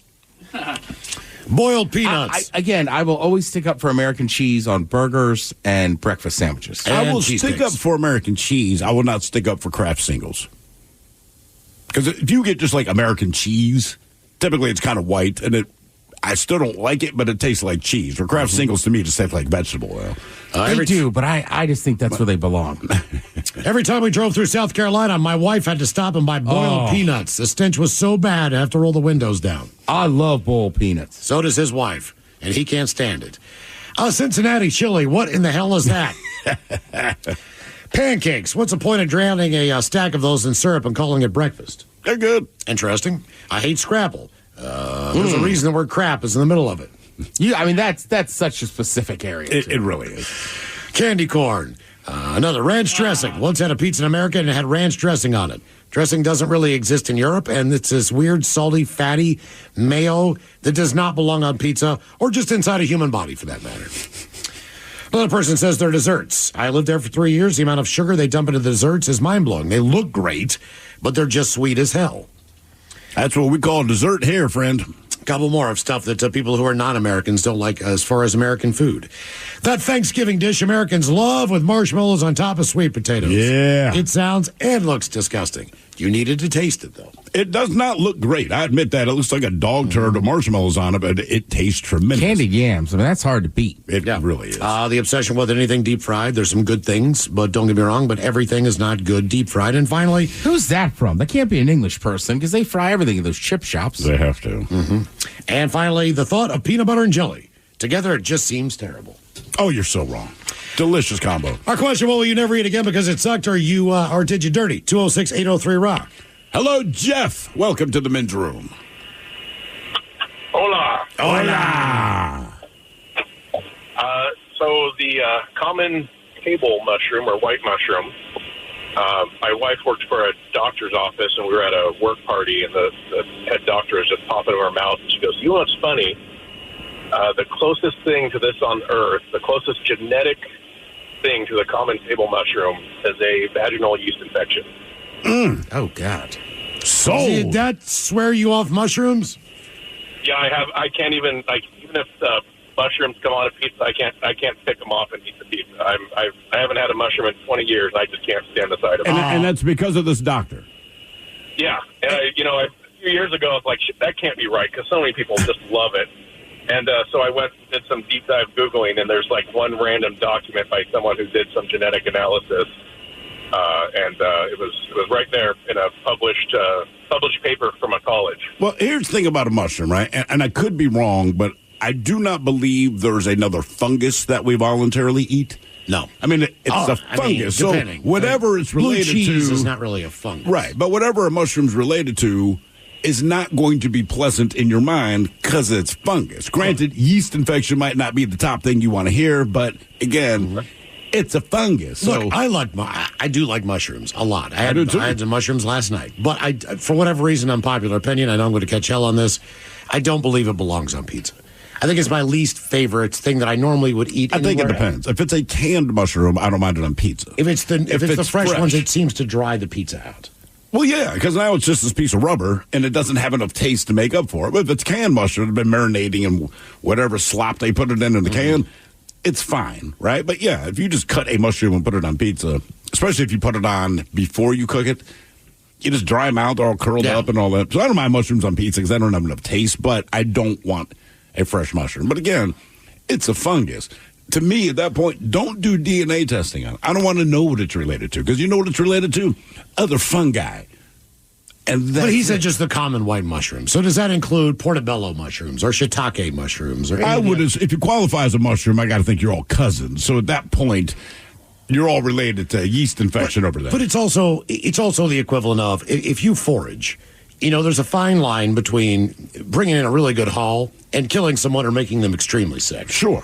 So the fine line between a mushroom being able to actually kill you through toxic... or toadstool, as it would means, compared to just being able to eat and enjoy one, that's kind of like some of the fish or things that you have to cut precisely or you might poison yourself like in Asia. Well, guaranteed it was trial and error. And that's my father's thing. He's like, I always wish I could go back in history to see how they figured... He's like, look, I know how they figured out which mushrooms you can eat and which ones you can't. But who the guinea pig was, like, hey, Goroff, try these. Goroff dies 2 minutes later, and you make a mental note. Okay, those ones with the red caps, don't eat those. And then because he said, look, I would always be, my father has this belief, and I don't think he's wrong. It's like, look, a lot of people let their ego get ahead of them, and they have to be the first person to do this, the first person to do that. He was like, I don't mind being the second person to attempt it, because either I'm the second successful person or I'm the first successful person. So it's like the moon landing. Neil Armstrong wanted to go out first. He said, if it's me, like, cool. because I want to see what happens to his ass, you know? If you're going to try mushrooms, he's like, cool. I want to see what happens. The first guy that said, I'm going to throw this one spear at a woolly mammoth and see if it brings him down. He's like, cool. You be that guy, man. You let me know how that goes. I'll be second. Well, will you never eat again because it sucked, or did you dirty? 206-803-ROCK. Hello, Rochelle. Welcome to the men's room. Hola. Hola. So, hey, obviously everybody remembers when all the restaurants were closing down during COVID, right? Well, sure. Yeah. So some friends, they hit me up and they're like, hey, look, we found this really good deal to go down to the fisherman boats down in Ballard and get clams, get oysters, fresh fish. So I was like, cool, let's do that. Let's have a seafood fest in my backyard. We'll build a bonfire. So we do it. I'm typically not an oyster person. I'll eat clams. I love sushi, but I don't know. For whatever reason, I'm typically not an oyster person. So they talked me into it. They made a bunch of those good, what do they call it, like the vinaigrettes that go with the oysters. Oh, mignonette. Oh, yeah. Mignonette. Yeah. Mignonette, yeah. Mignonette, yeah, okay. So that was, I mean, they were so good. So I'm like eating the oysters and having a great time. And the next day, it literally took 24 hours, and I was like, oh my God, I am just sick as a dog, like so sick. I start calling everyone. Nope, everybody's fine. It's just me. And so I try to get on the telehealth deal, right? That's when he couldn't go in to the hospital, doctors, whatever. So I get an appointment, and I was like, hey, here's my symptoms. And she's like, well, you need to go in because we need to get, you need a bag to do the test. And I was like, okay. So I go in, UW Medical. They lose their mind. They lose their mind that I'm in there. They're like, you can't be in here if you don't think you have COVID. I'm like, I would swear to God I don't have COVID. Here's my symptoms. So anyways, I get the bag. My poor ex, I'm like, you go deal with this S bag. He takes it back, and turns out I got salmonella and E. coli. Damn. From the oysters. Well, And, it sounds to me like one, Rochelle. Like, because no one else got it. So I think it was just in one of them. And that's, you got a bad oyster. Everyone else did. Literally. Yeah. Seriously, yeah. And to this day, I just can't do it. I just can't. I can eat clams because, you've got some indicators there. Like, okay, they open. Those are good to eat, Yeah, right? that is a good sign. But I know how much you drink. I can't believe the vodka all day didn't help poison that stuff. I'm just being honest. Shocking. I mean, I don't know anybody else. More hot sauce. Yeah. I mean, you might as well just drink ammonia. Yeah. I was going to ask, how's your dog doing, man? I haven't seen your dog in a hot minute. Oh, he's so good. He's so cute. He's the best. He's almost 9 months old. Yeah, he's 70 pounds. Jesus Crazy. God. Okay. Everybody just getting big dogs. Yep. Well, yeah. And typically, by the way, those things come right off the boat. You can't get a fresher product than you can at the fisherman's terminal on Saturday and Sunday. Whatever they got, salmon, cod. I mean, that is a... Well, yeah, they literally just caught it. And it's not just during COVID. I mean, you can go down there on the weekend. I'm not sure if it's Saturday or Sunday or both days. And basically just walk the docks and get clams, mussels, Pin Cove mussels, whatever they're bringing in at that time. Whatever fishing boat they're bringing in, wherever they're coming in from, you kind of get first crack at it. Sure. And, I mean, it's just some of the freshest seafood you've ever had. Dude, I mean, that's what's great about Cape Cod, too. Like, the one place we went to, like, it was great, famous for the oysters, Wellfleet. It's like a town on the Cape. All right. But same thing, I can't help myself. I'm talking to the chef. So, well, I'm from the Northwest. I know a little bit about oysters. And he's like, you know where I get mine? I go, where? And he's like, see that spit? I was like, yeah. He's like, that's our... I thought you said you almost have, like, ownership over it, right? Correct, like, yeah. Like, his family has had it for years. So, like the Wellfleet oysters, like, they'll sell them other places. But generally, you got to go there. And then it's weird, on the Cape, people think different areas have different taste. Really? That makes sense. Yeah. So Wellfleet's kind of out towards Provincetown on the tip, which is funny if you know what Provincetown is. And then people like Wellfleet, they don't like the ones in the inner part, in like Orleans or whatever. Then you get back over to Sandwich, and there's one little bay that people like. I like them from brackish water, that Correct. kind of thing. Yeah. Oh, nothing pisses me off more than going, at San Francisco in a restaurant, we have the best mussels. Probably on the West Coast. And I'm like, sweet. So they bring out the freshie sheet, and I'm looking at them, and they're Penn Cove mussels from here and basically Vancouver Island. Yeah, it's everything we eat anyway. Yeah, it's hard to beat Penn Cove. And they're half the price. And I'm just like, what in the hell's going on? Right. What in the hell? Yes, we know they're the best. Yeah, and I'm glad you have them, and I am going to order them. But why are they half the cost? Why are they cheaper here? It's San Francisco. It does not make sense. Now, speaking of oysters, this happened a little before the new year. More than 80 attendees of a recent LA Times event ended up violently ill, and officials suspect the norovirus outbreak. Less than 24 hours after the event, an annual gathering celebrating the list of the city's 101 best restaurants, the diarrhea, nausea, abdominal pain, and vomiting began, according to attendees who talked about their experiences to the publication known as LA Taco. LA Taco? LA Taco. The Los Angeles County Department of Public Health launched an investigation. Officials believe the cause of the symptoms, norovirus, a common and unpleasant gastrointestinal ailment, likely linked to raw oysters served at the event. The oysters, however, were harvested from British Columbia and sourced by Santa Monica Seafood and supplied to the event by Fanny Bay Oysters. They have all since been recalled. They were also sold under different brand names, so they were kind of difficult to pinpoint down. There was a recall. The affected oysters were also supplied to LA area restaurants, and illnesses were also linked to those eateries in, brick and mortars. Celebrating the best restaurants. Yes. The norovirus, they say, easily spread when an infected person prepares food and someone then eats it. I had some ingesting particles of feces or vomit. I had oysters at Alston Food and Wine, which was that seems dangerous to me. It was questionable. I asked the guy, he's like, we get them from the Northeast. And then I was like, what about Penn Cove? And he's like, we're not allowed to import those ones to Texas. Oh, really? Yeah. Damn. I wonder why. Invasive, I guess. Texas is like, hey, we do whatever we want. We're Texas. But they got some weird old laws, too. Oh, yeah. Interesting. All right, coming up in Sid Smith, we got the 10 greatest boy bands of all times, as we'll be joined by Steve Miggs and Taryn Daly from the Daily Miggs Morning Show. That is coming up at 4:30, along with your emails coming up next from the men's room at KISW.com. Is your team at work feeling a little disconnected? Maybe the workflow's not flowing? Try Confluence by Atlassian. Confluence is the connected workspace where teams can create, organize, and deliver work like never before. In Confluence, teams can whiteboard their vision for any project, easily create or access the relevant pages and resources they need, and discover important context they might not even know they need. Plus, AI helps teams jumpstart brainstorms, organize information, and connect workflows, so teams can move efficiently and create alignment with ease. In fact, with Confluence, teams can see 5.2% average boost in productivity in 1 year. So if your team lacks confidence, try Confluence, the connected workspace where teams can do it all. Set knowledge free with Confluence. Learn more at Atlassian.com/confluence. That's ATLASSIAN.com/CONFLUENCE. This podcast is brought to you by Kleenex Lotion Tissues.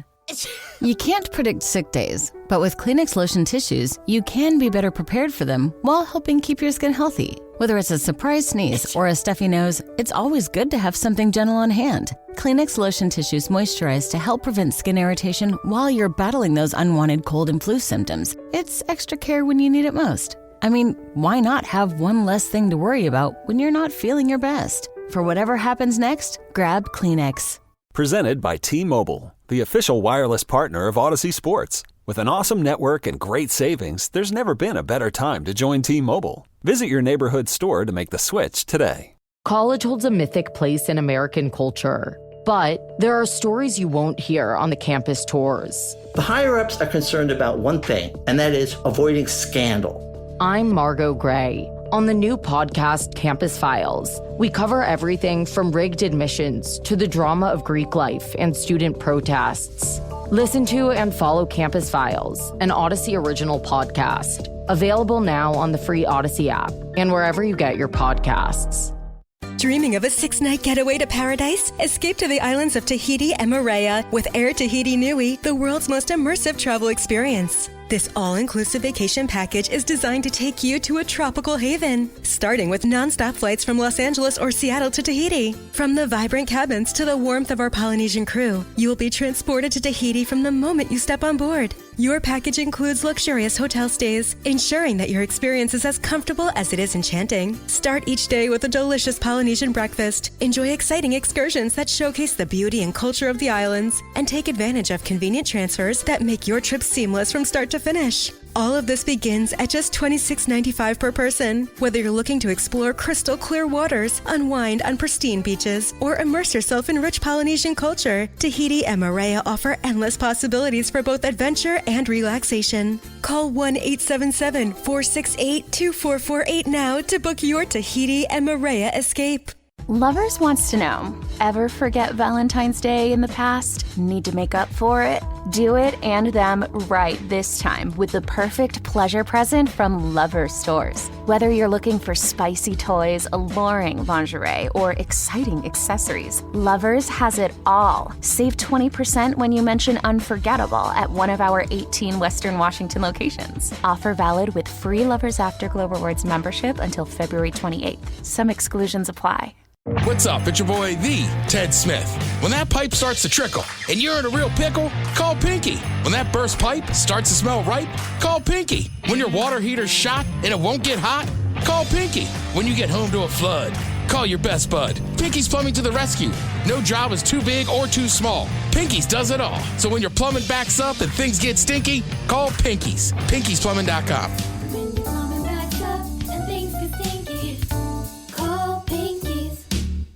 Are you a bartender that dreads the phrase, hey, can you put the game on? At Sports on What, we understand your pain and we're here to help. Over-the-air, satellite, cable, or streaming, Sports on What knows what channel the game is on, and you can too. Follow your favorite teams, set alerts, and filter by provider to get the results you need. Stop wasting time searching and never miss kickoff again. Just download the Sports on What app, and you'll always know how to watch the game. Available for Android and iOS. Start your 7-day free trial when you download Sports on What and subscribe today. The debauchery rolls on. You're listening to The Men's Room with Miles and Thrill. 99.9 KISW. Tara Daly, Steve Mix from the Daily Mix Morning Show. Coming up, we will sit and spin with the 10 greatest boy bands of all times at 4:30. But first, time for a few emails to The Men's Room at KISW.com. You've got mail. You've got mail. Couple from our question, what will you never eat again because it sucked, or did you dirty? Guys, buddy of mine told me to put peanut butter and grape jelly on my hamburger. Sounded so gross, but I tried it on a dare. That is one tasty burger. Also, as far as PB&J, make your sandwich as normal, then put butter on both sides of the outside, grill it up like a cheese toasty. Beware, that hot peanut butter will burn the F out of your mouth. That from the Elk Plain Drifter. I've never tried a grilled peanut butter and jelly. Neither have I. I'm not above it. I've had peanut butter on a burger, but not jelly. I've had a toasted peanut butter and jelly sandwich, where I toasted the bread first and made the sandwich. Okay. That's fine. When I was a kid, that was like my mom was being fancy. Oh, toasting the bread? Yeah. That sounds pathetic as it comes out of my mouth. Yeah. But I remember being like, wow. One more step. Can we toast it? Like, all right, honey. Yeah, Saturday, why not? I'll throw you a bone. Jesus, I mean, that's basically what it was. And then Subway stole our idea. You want that toasted? Ted, thanks to you, gentlemen. Thank you for telling me about Windy City. Also, check out west of Chicago in West Seattle by the Junction. Men's Room IPA and Italian beef sandwiches. That from Dennis. Dennis, where does one find an Italian beef sandwich in Seattle? I don't know. The best one I've had in a long time, Smarty Pants. They have an Italian beef. Yes. That's right. You told me about that, yeah. And if you go to the one in Burien, man, they're big fans. I got a cheeseburger there. It was fantastic. Did you? Yeah. I've had that. I've had their version of steak and cheese. I like that place. Guys, back when I was in the Army, I was on KP Kitchen Police. Went to pick up a piece of rice. Then it moved. I could not eat rice for 30 years after that. That from Clarence. That's a maggot. In Marysville. Or just living rice. You don't know. But Chola's Happy New Year's. Glad you made it back safely, Miles. I will never eat instant mashed potatoes ever. It makes me gag. Unless it's from an actual potato, I won't touch it. Well, instant mashed potatoes technically are from a potato. It's just freeze-dried. I think they're great. I had a friend make potatoes for dinner one night. And I know I can't do instant potatoes. They tried to hide it with real potatoes. As soon as I took a bite, I began gagging. I said, there's instant potatoes in there, isn't there? You lying ass. They said yes, and I didn't want to eat anymore. They said if I didn't know it was there, it shouldn't taste it, but they were wrong.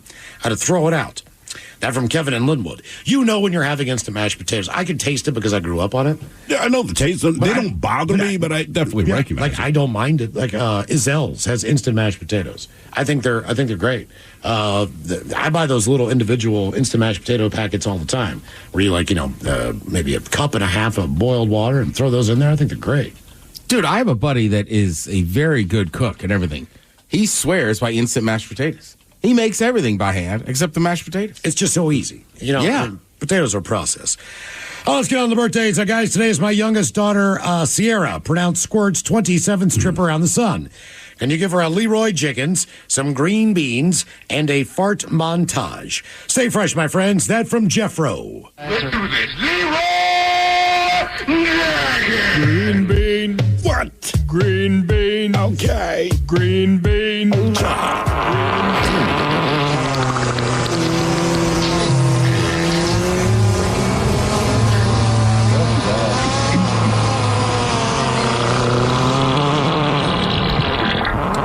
Tea and crumpets, bitches. Happy birthday to my brother from another motherland. That'd be Matt from Doncaster, UK. Go Rovers. Go Rovers. He is one handsome, smart, and extremely funny SOB.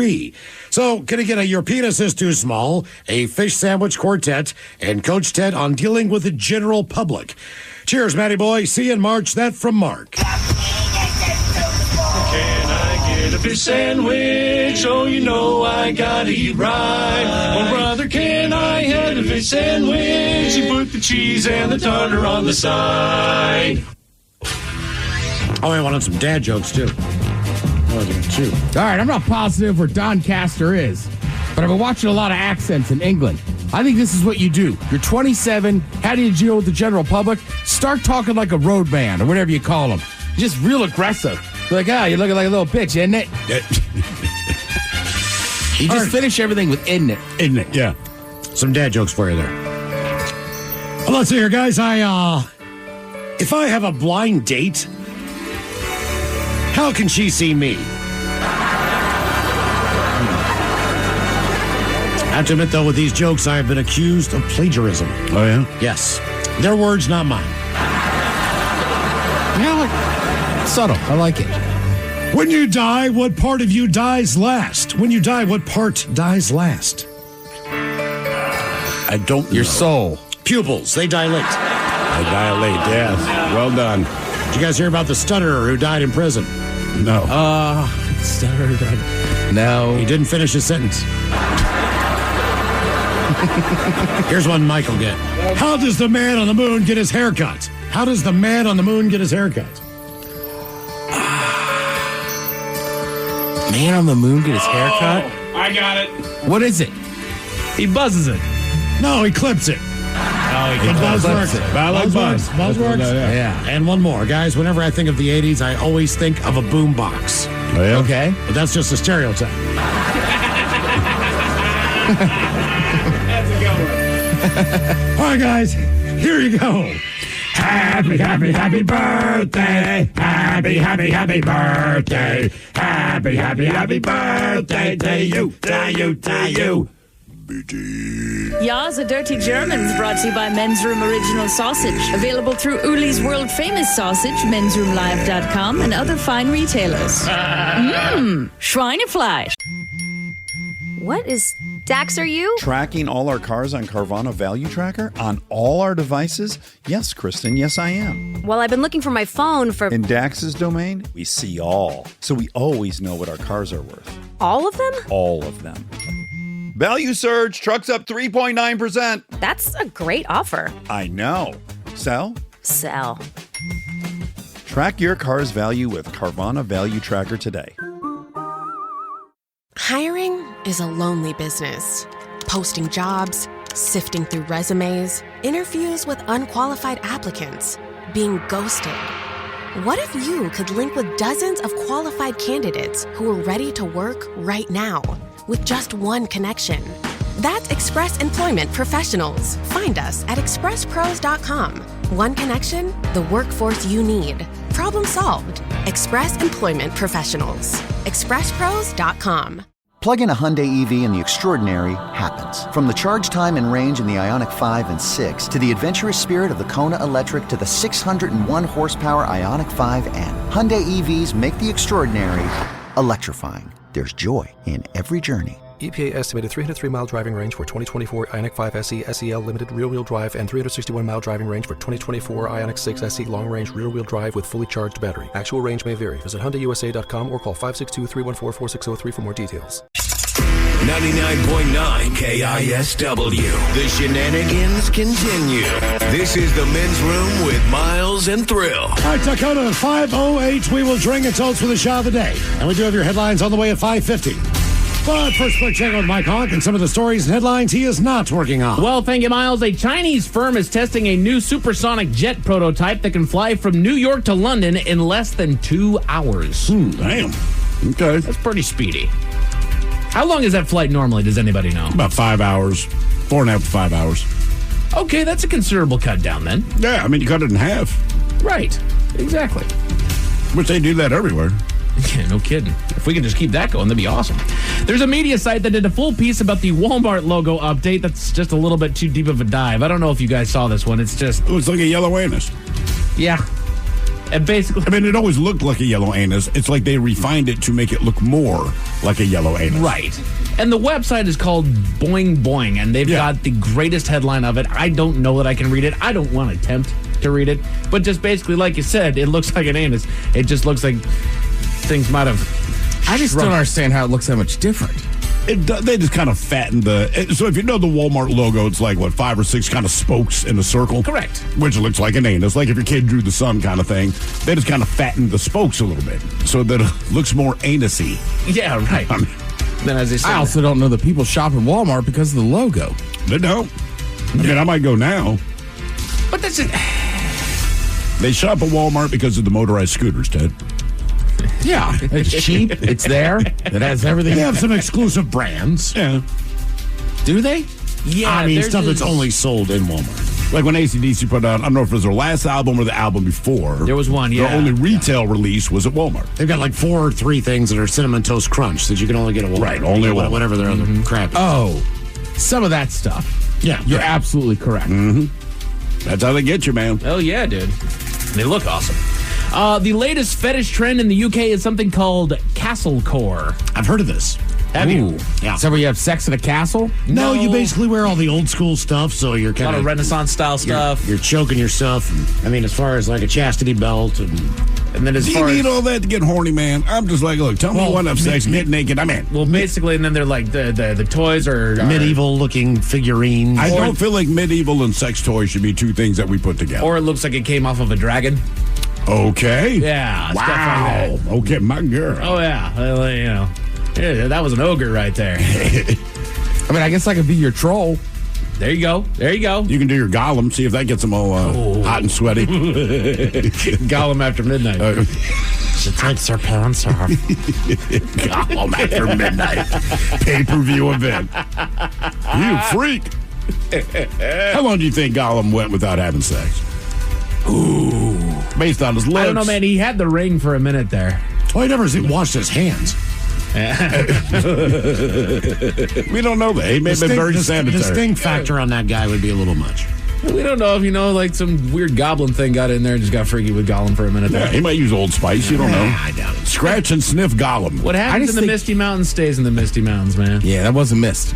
I just want to meet a couple with a hot wife, and they're like, we're in the castle core. Castle core, yeah. Like, cool, I'm an orc. Right. Let's get this thing.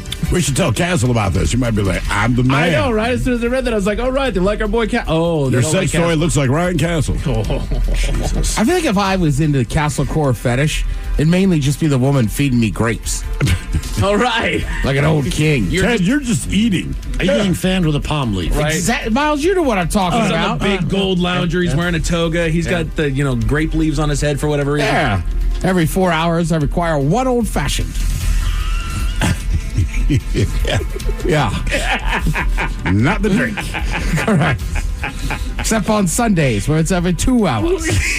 You're doing the Lord's work. Also, send in the jester. Send in the I jester. thoroughly enjoy humor after an old-fashioned. No, stand He will on. talk dirty while I have sex with you. Yeah, say some funny things, jester. Make sure he stands on the trap door. Ye old vagina. Yeah. And after this, we'll make fun of some of the serfs. Send the gardener in to trim the shrubbery. Right. I'm just going to be an evil king. Like, what is sexual about it? It's like nothing, you peasant. Nothing. Get out of here. From my slightest whim. Speaking of sex toys, the government has issued a warning that sex toys are a very real target for hackers. Sex toys. Your sex toys are a very Well, real because you can control them with an app on your phone. Right, some of them are remote controlled. But why are we hacking into the sex Like toys? the thing that I'm wearing right now. Because you're hoping that they're using it at the moment. Right. Or just turned it on in their Well, nightstand. a lot of people, they do that game, man, where you're out and they just kind of set you up. While you're buying groceries. Or when you're talking to the waiter. I mean, it's one of those games. But if someone can, hack into into your it. phone, then Yeah. game on. I mean, you can't do it because of the size of like a fleshlight, but it would be kind of wild if I was just wearing one and then at the restaurant. I'm just like, sorry, Mike, hang on. But Mike's the one in control. Well, no. Yes, that's the way the game works. No, it's if somebody hacked into his phone. But you don't know who Obviously, hacked that it. guy might be sitting across the room going, watch this.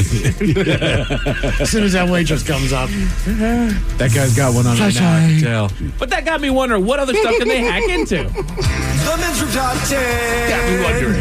The Men's Room Top 10. 10 household items you didn't know could be hacked. Sure, you could hack into my Wi-Fi router and see that I watch old school Magnum PI reruns, Mike Holmes specials, anything and everything on space and technology. But if you want to know where I hide the real gold, I'm afraid I have to disappoint you. That is analog at its finest. Good old 8mm snuff films. When the smut was violent, and that's the way we liked it. Ah, God. So these are household items that can be hacked that you might not have known could be hacked. If you don't know some of these can be hacked, you need to step up your game just a little bit. But one that got me, garage door openers. Oh, yeah. Sure, yeah. I remember that was one.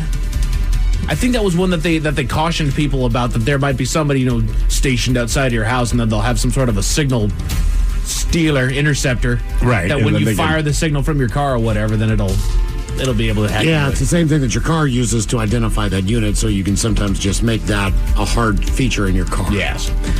Your home Wi-Fi router. Yep, for sure. One of the most vulnerable items that you have in your household is your Wi-Fi router, the hub in which every single electronic device you own in your house is connected. Yeah, of course. Right. That's why you need to set a password. That's why, as much of a pain in the eye as it is, it's worth putting at least some sort of a security measure. Don't make it just able to walk in. Right. Anytime, you try to find your hotspot or Wi-Fi, whatever, and it's like locked. It's all your neighbors. Right. Printers. Your printer can be hacked into. But when you think about it, we've got printers here at work that all of our computers are connected to in one way or another, and not all of it is a hard wire. Some of it can be just hacked into Wi-Fi style. But what's the benefit of hacking a printer? Then you just send them a picture of your ass. I don't know, just to frustrate Are you someone? going to come by my house later like, hey, man, I printed up a resume on your printer. Can I get that? I don't want to steal anything. I just want to use your ink. I saw that it was there, and I just needed to borrow it. I mean, it feels like if you're hacking into a printer, you're just doing that to be mean. Oh, of course. Oh, yeah. Lucky 100%. side That's a to lot work. of penis coming your way. Doesn't work anymore, sucker. This picture. Your bathroom scales. I did not know that was connected to anything other than the floor. Says you already hate this item anyway, and now you've learned that it can be hacked. It's true, your smart scales, if you're connected to your Wi-Fi, can be compromised. Although this item only sends data to the manufacturer's website, it's still your data, and it should be kept private. A Wi-Fi scale? Right. I knew it was happening. It wasn't eating too much over the holidays. Somebody's messing with my scale. Damn right. Yep, that's what I'm going with. They're fudging the numbers over here. Crazy. I have not seen a Wi-Fi enabled scale. No, I would have no I would interest never in it. buy one. I mean, I've got a digital scale that you can, you can Right. switch it between certain Sure. settings, but do you need to keep track of it in an app that badly that you get your own? I think some people just do everything through the app or their phone or whatever, but I just can't. Wi-Fi scale. It creates a convenience after you've got it all set up, but I just am not motivated to set that up. I've never met anyone that stepped on a scale, if they're trying to lose weight, say, stepped on a scale and weighed themselves 3 days later and forgot how much they weighed. Right. More importantly, I need to put that into some sort of a social site. Right. I'm good. Portable game consoles. Again, these are household items that can be hacked. All right, that'd just be funny. It makes sense. Yet again, it's anything that can be connected to your Wi-Fi. That portable game console counts as well. Your electronic picture frames. Don't have those, but I know some people that do. They're pretty cool. I like those. My old man got one, and my grandma has one, and we upload photos from them from time to time. And boy, and I figure that it's more of that generation of society. It's the older generation that'll have those things, just because you give your kids the app or the link or whatever it is, and then they can just keep on loading pictures on in there, so that way you can just have a rotating because that generation is actually interested in your pictures, right? And so if I'm not there yet, if somebody gets a hold of that, it's not like they're going to get a whole lot other than the likeness of your family, but they can upload something. I'm not hacking into it to take your pictures. When you come home, dude, it's going to be 15 penises that flash out and change. Has nothing to do with what you've taken. That's what I put on that thing. Spread eagle in the mirror. Yeah. Looking at my Walmart logo. I was going to say, does it look like the Walmart logo? You're going to find out I put a hidden camera in your house. Baby monitors can be hacked. Yeah, I've heard that before. They're often connected to your Wi-Fi, and even the old ones, they were just certain radio signals that. That's all it is. So you can hack it. I think it's just weird messing with people in the house, creepy like that. I agree. That's why they do it. And they're their kids. Probably thermostats too, right, Mike? Is that on there? That was number 5 on the list, Miles. Thermostats and electric meters. Yep. I've heard about that. That's a little weird. Yeah. Well, but okay, so a landlord can control those settings. Yes. Right. So, because if it's all utilities included, they're going to be that person. Like you bet. You can live in 65 degrees. Yeah, no kidding. Or whatever the deal is. So they I wish. Yeah. By the way, a couple of people have texted in. They said, look, hacking into a printer, it can allow a person to backtrack into every device connected to it or let it print. And someone else, I like this, they said, I'd just print all pink pages just to use up all your magenta. Boy, that one goes fast. It does. Doggone it. I will say, I like a house cold, but it would be funny if you had an ex and you knew she liked it hot. She runs really cold and just be like, I don't know. Just won't go over like Miles saying, 63 in there. Hope you're bundled up, blowing cold air. Yeah. Grab a blanket. Now it's as cold as your heart. I wish you nothing but the best. Good day. Good luck to you. You're frozen. Your refrigerator. Yeah, if you have one of those quote-unquote smart refrigerators. I prefer mine dumb. I agree. I would just do something simple. Just make the ice machine stop working. Oh. Or just melt it all. Ted is a devious man over here. Well, I'm hacking. What's the matter, baby? You don't have any ice? When when they go to work, you set the setting higher so all the ice melts. Then set it back to freezing so it's one solid block, you see. See, Ted's just screwing with his ex over here. He's turning off her ice. Maybe you could use her heart in your drink. Yeah. Cold-hearted. Voice-activated speakers. Alexa, your Echo. Sorry if I screwed up anybody's speaker there. My bad. Hey, Alexa. Cancel. If you got the Google thing or anything like that. Somebody hacked into my doggone soundbar. Really? No way. Yeah. And what do they do? This was the first weekend that we had moved into our house. We're already a little bit creeped out because we're in a brand new house, right? And I've got this Bluetooth soundbar that VD gave to us for our wedding, and I've got it set up, and it's downstairs. We're upstairs in our bedroom watching TV, then all of a sudden, this hardcore gangster rap just starts coming through in our basement. They connected to the wrong device or something. That's what I thought, Miles, until I turned it off, and then it somehow turned back on and started just blasting again, loud as it possibly could go. I unplugged that damn thing. Has not been plugged in since. I know. And I hope you're right, Miles, because it was on the same night. I hope it was just somebody trying to plug it in. They're like, doggone it, I can't hear it. Yeah. But sounds like they walked into your trap, took over your trap. Yeah. We're getting more texts from people that know things about hacking. First of all, It's not so much about the device. It's about whatever device they can get access to, because that gets them into your network. Sure. All right. And then someone else says there are Wi-Fi scales. I don't have one, but as a dialysis patient, I have to do all my vitals every morning and record it. Oh, okay. Okay, There you go. that makes sense. Yeah. So if you can just make it as simple as you step on the scale and then you're done. they get the info, right. You bet. Hell yeah. Smart TVs comes in at number 2. God, I really like dumb TV. You remember when you bought a TV, you plugged it in, turned it on, and you're done? It took it 5 minutes for it to warm up. I mean, now, like, I plug in my TV, then it has all these questions. Who are I'm you? like, I don't know the answer. I am not my kids. Why is that always the first And time? I will say that electronics have overstepped to a degree. Like, I don't need an app for this. No, I don't want an app for this. You're a restaurant. You don't need your own app, okay? I just want to order food. Just have an online spot. And I'll then, tell you what, that would be...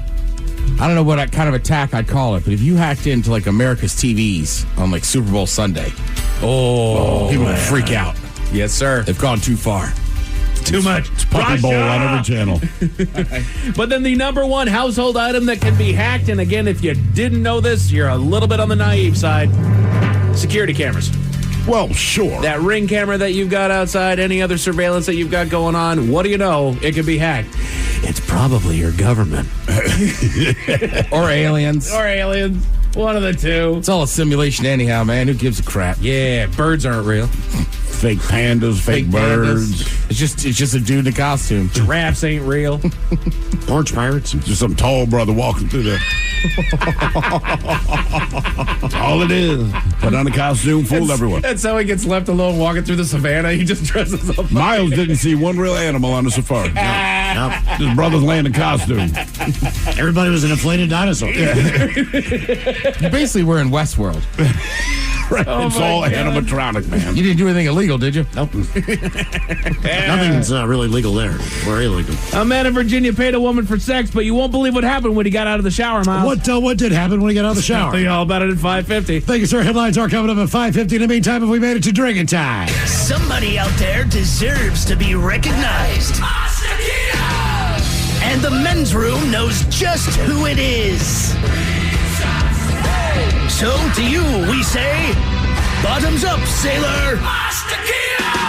You're the toast of our shot of the day. The time it is, and as usual, we head to the drink desk and Steve the Thrill Hill to find out who we're toasting. Yes, indeed. And today's shot is brought to you by our friends at Black Raven Brewery. They have many brews, but I recommend the Men's Room IPA and, I don't know, the Men's Room Say 20th Anniversary Lager. Delicious. I'm not biased. I'm just throwing it out there. Today we toast 41-year-old Octavia Wells of Panama City, Florida. Octavia is a fan of fentanyl. So much so that before heading to a court-mandated drug rehab, she decided to try to score some narcotics for the road. So she texted her drug dealer that she had $45 to spend, and she wanted to buy a couple of points of fentanyl. And in case you're wondering, a point is about 1/10 of a gram. And if you're not wondering, you might be on fentanyl.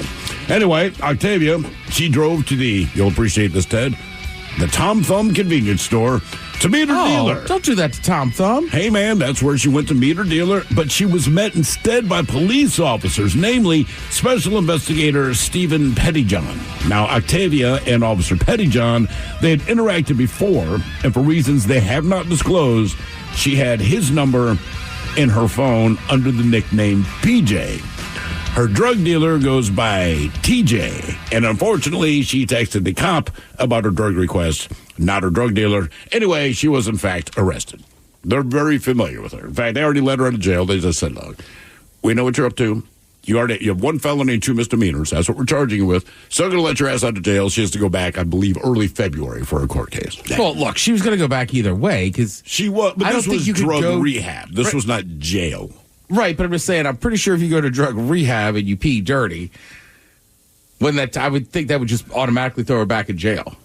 But I think the difference is if it's drug rehab, that means you still have a problem. So if I pee dirty at a drug rehab, because she had to check into the facility, it makes sense. I think they would expect you to pee dirty because you're a drug rehab, right?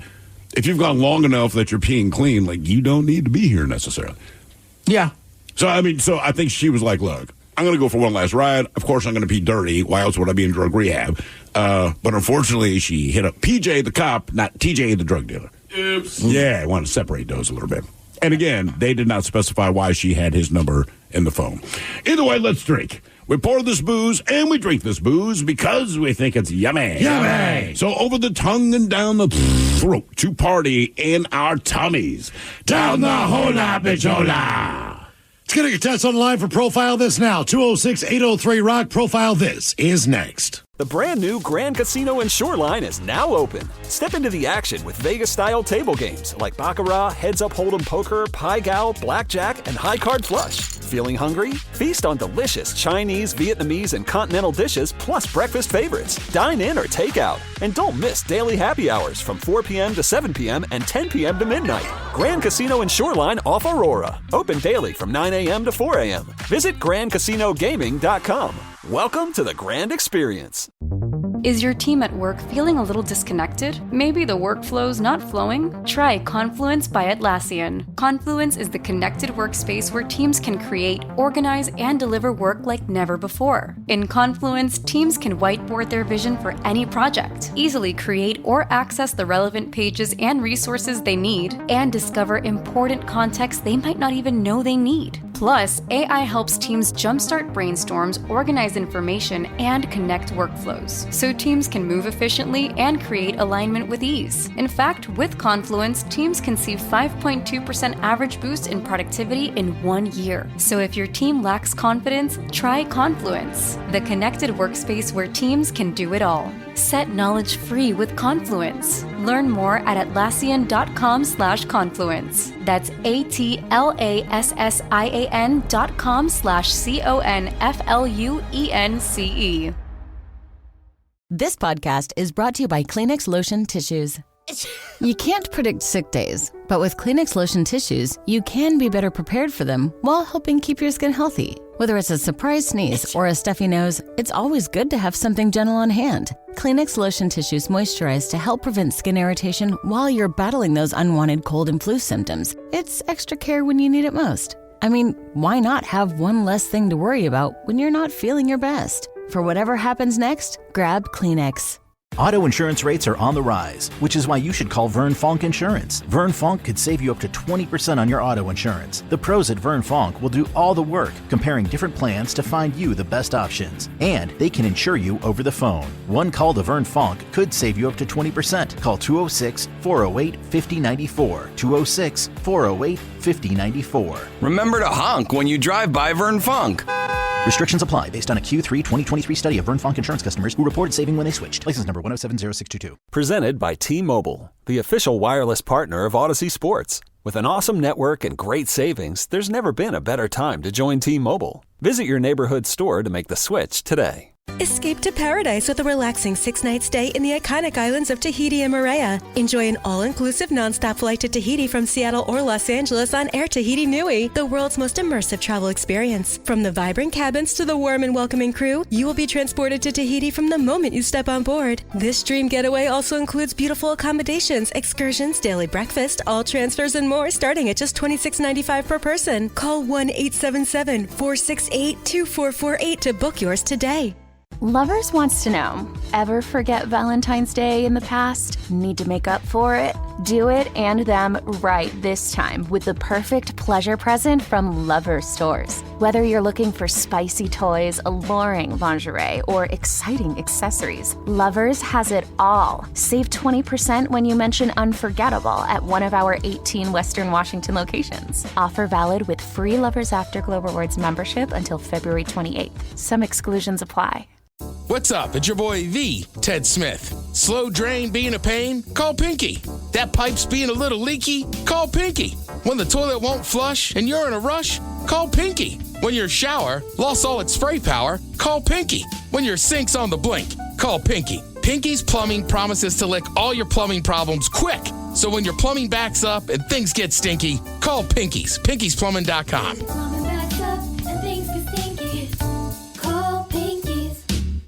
Anyone know what channel the game's on? We know. Download the Sports on What app today and always know how to watch the game. Satellite, cable, or streaming. Sports on What knows the channel the game is on, and you can too. Subscribe today to start your 7-day free trial. Sports on What? We know. The Men's Room presents Profile This. And Stephen Throwhill, could you please tell everyone how Profile This is played? Sure can, Miles. It's a simple game where we share with you a real-life news story, something that happened right here on planet Earth. Earth. And as you listen to the story, based on the stereotypes you believe to be true of people and the decisions that people make, we'll ask you what it is you think makes the story a story. Hello, Dave. Welcome to the Men's Room. Liquor and whores. Liquor and whores. All right, Dave, you understand how this here game is played? Yes, I do. Fantastic. You have a choice of one of three stories. Today, we offer you Bite Me. In other words, what did someone find in their food? Interior decorating, where you guess the foreign object that ended up on the inside of someone. And finally, License to Spill, where you guess the substance that made the mess. Let's go with Bite Me. You're not the first person to tell me that today. All right, they say ordering food online has gained immense popularity and it's become a regular habit for many of us. However, recently there have been increasing reports of unhygienic practices at eateries, especially when the food is ordered through delivery apps. And customers frequently take to social media to express their concerns. This latest incident in the spotlight involves a live critter found in a meal. The video shared on Instagram shows a man pointing to the critter crawling inside of a salad bowl. This incident has sparked fresh debates about food safety and a need for stricter hygiene standards. Now, in the video, he can be heard saying that he received his order from Fresh Menu. That's a popular cloud kitchen. Now, he proceeds to show the bill for 4 items, but he receives only 3 of them. He then shows one of the salad bowls with a live creature crawling inside. And he says, quote, "After seeing this, I don't want to open the other 2. And he requests that they investigate the issue. Now, after the video was shared, Fresh Menu, they were very quick to issue an apology and assured the proper action would be taken. The question is, what was crawling through his salad? Was it a caterpillar? Was it a mouse? Was it a worm? Or was it a roach? So caterpillar, mouse, worm, or roach, what was climbing through his salad? Which is just another reason I don't eat salads. I think a mouse, they would have felt it when they put it in the bowl. So I am going to go with roach. Roach. Okay, Dave. Going to Baltimore? I'm going bigger, going home. Ted, I'm going mouse. What did he order again? A salad. It's just a salad. I don't know what kind of salad, but I'm kind of with you, Miles. I think, you know what? I'll go caterpillar. Caterpillar. Just to mix it up. What was in this guy's salad? Was it a caterpillar, a mouse, a worm, or a roach? We'll find out next. That was a tease. You are listening to The Men's Room. 99.9 KISW. We return to the Men's Room with Miles and Thrill.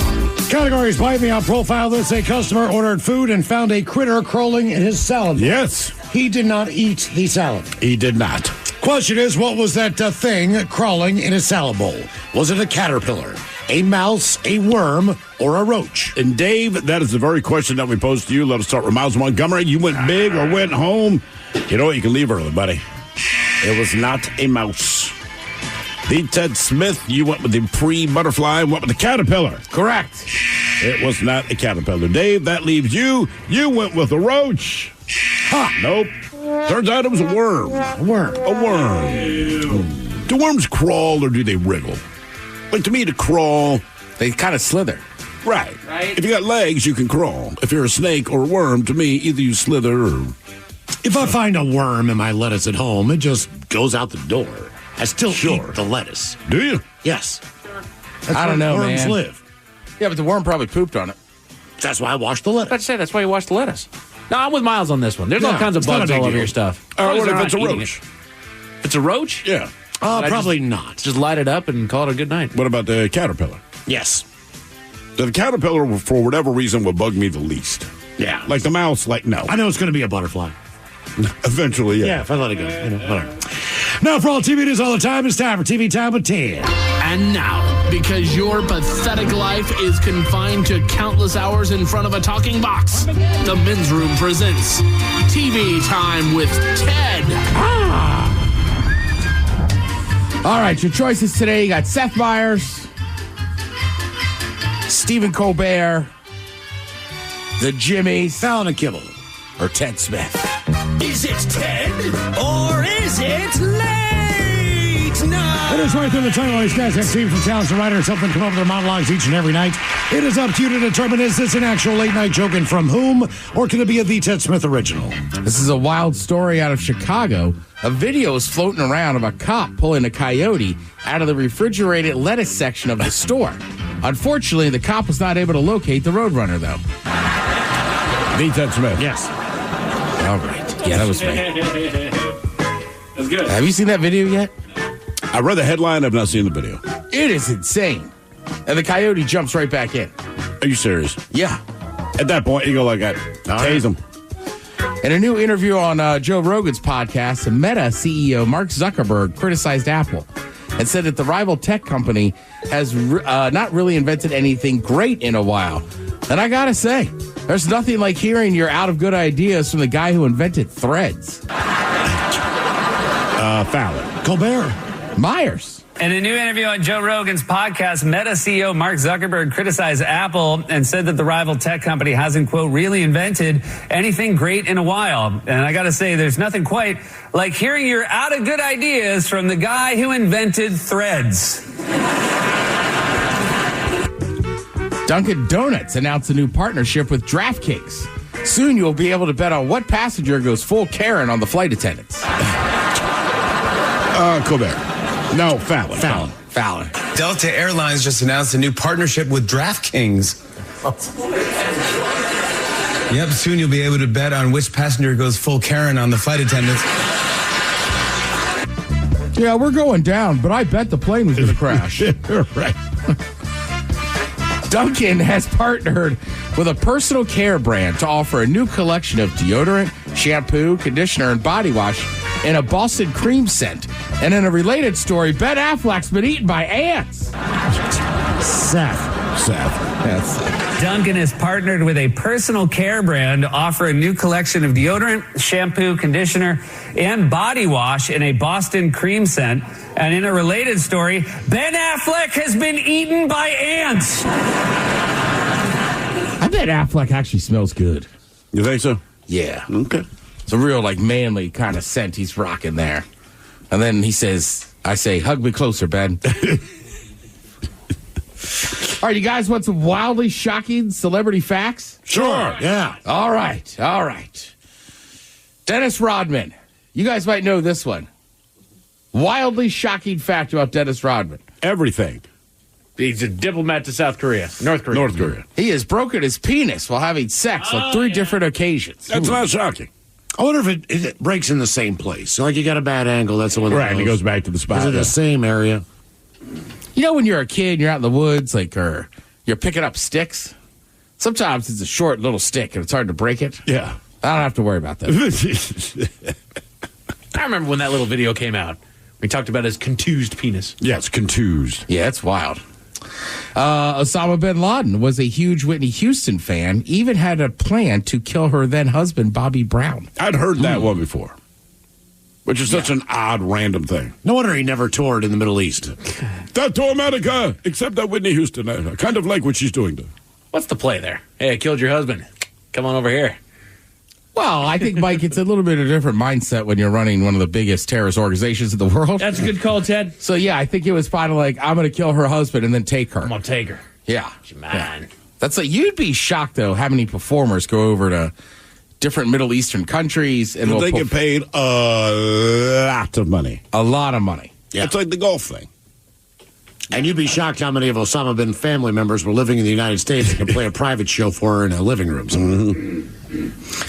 Let's see. Terrence Howard, he's convinced that 1 × 1 = 2. He seems like someone who would be. He has this whole theory about it. He and his then wife, they would spend hours trying to come up with these 3D models to prove his point. And I'm like, if it takes you months and 17 hours a day to prove it, it might not be true. Mm-hmm. All right, I'll be the idiot. What would 1 × 1 equal? 1. 1. Oh, I see. Right, 1 + 1 would be 2. That is correct. Yes. But what's 2 × 2? 4. I'm with Howard on this one. Oh, my God. Something ain't right here. You know what, Terrence, me and you, and Affleck, because he smells good. So that's weird. Also, when he was a kid, this one, This one might ruin Christmas. He watched his dad stab a man to death while they were waiting in line to take pictures with a department store Santa. Yeah. Apparently, the dude he stabbed dropped an N-bomb on him because he thought he couldn't lie. So Dad turned around and said, "Oh, okay." Is that fighting words? Yeah. Oh, yeah. Fighting words? Is it stabbing to death words? Depends if they can hold their blade. Yeah. Man. I mean, if you want to get stabbed, say that. It will happen. I just can't imagine watching that as a kid in front of Santa. You think he still got his picture? I doubt it.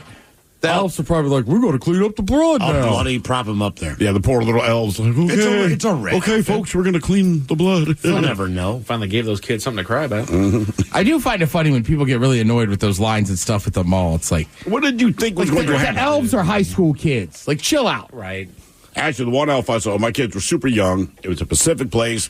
They got Santa. They're going to get their picture taken. They looked as miserable as any kid sitting on a stranger's lap. But the elf that is explaining the pictures you can get and all this was the dude that we called the Subway Nazi that worked at the Subway around the corner from our old studios. Yeah. No matter what you ordered, okay. Like, I'm not ordering it for you. I wouldn't do that. Right, exactly. And then I saw that dude dressed as an elf. He had little pointy ears. And I'm nudging my wife going, listen, I know you don't know who this guy is. He's the farthest thing from an elf as is humanly possible. Correct. But there he was. Let's see. When Angelina was Jolie, she hired a hitman to kill her. Mm-hmm. But instead, to kill her. She hired her own hit person to kill herself. Because she didn't want, if she had committed suicide, she didn't want her family to think that they had done something wrong. Oh. So she wanted to go down that she was murdered, and then, no family member feels like they did something wrong. Wow. Okay. But the hitman talked her out of it. Now, that's something. That is wild. This is what I do, but I'm telling you, this is stupid. What? I can see it. Oh, from her? Sure. No, from him. Oh. Because what I do is kill people that need to be killed. Based on someone else's opinion. True. And you don't ask a whole, and they never say, well, why do you want me to do this? It's just kind of like, who is it? Give me the info. Right. I can see it. Mike and I like info before we do the hits. I see. We get to decide. Yeah. I'd have been like, you got the money? She says, yeah. All right, then. Can we have sex first? Off we go. You think she would? I mean, look, dude, no one's going to know. Look, I'll tell you what. No money needs to change hands here. I will do this for you if we can just have some sex. But then they'll leave Because then Brad Pitt and I are Eskimo brothers. Somehow that seems Billy worse. Bob Thornton and I, Eskimo brothers. I'll kill you, but first I want to have sex with you? Problem is, I can't tell anybody. I know, right? That's right. No, man, that was me. These are wildly shocking celebrity facts. Samuel L. Jackson was kicked out of Moorhead College for his participation in a protest, which members of the school board were held hostage. One of those hostages was Martin Luther King Sr. Mm-hmm. Jesus. Oh, yeah. Yeah. He was there, too. Morehouse, very famous, historically black college. Yeah. Jack Nicholson was raised by his grandmother, but he was told that she was his mother. Then he was told his actual mother was his sister. He didn't find out the truth until his mother/sister died in 1974. That's the insane part. Mm-hmm. Is that he didn't find out until she passed. Yeah. Jeez. She got pregnant super young, and, that time didn't want to say anything to anybody, so her mom said, look, I'm going to raise him as my own. We're going to say her as a sister. I want to say they're 18 years apart or something. Yeah. Mick Jagger has a son who is younger than his great-grandchild by 2 years. See, that's not hard to believe. That is not a shocking that's one fact. where you go, of course. Yeah. Al Pacino. I mean, there's a list of guys like that. So some of these are kind of dark. These are wildly shocking celebrity facts. This is what I say best for last.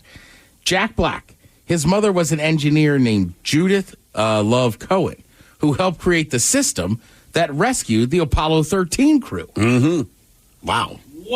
Yeah, that's pretty significant, right? man. That's awesome. That is a You're brag. just an actor and a musician. I mean, seriously, I'm sorry, man. Mom trumps you. You write goofy music. Yeah, whatever. And I mean, people like Jack Black and stuff, and Tenacious D, but that's just, he is so goofy. You're just like, Jesus, man, your mom was but he's a smart dude. He's ridiculous, but when you cut through it, you're like, okay, this is an intellectual dude here. He's just silly.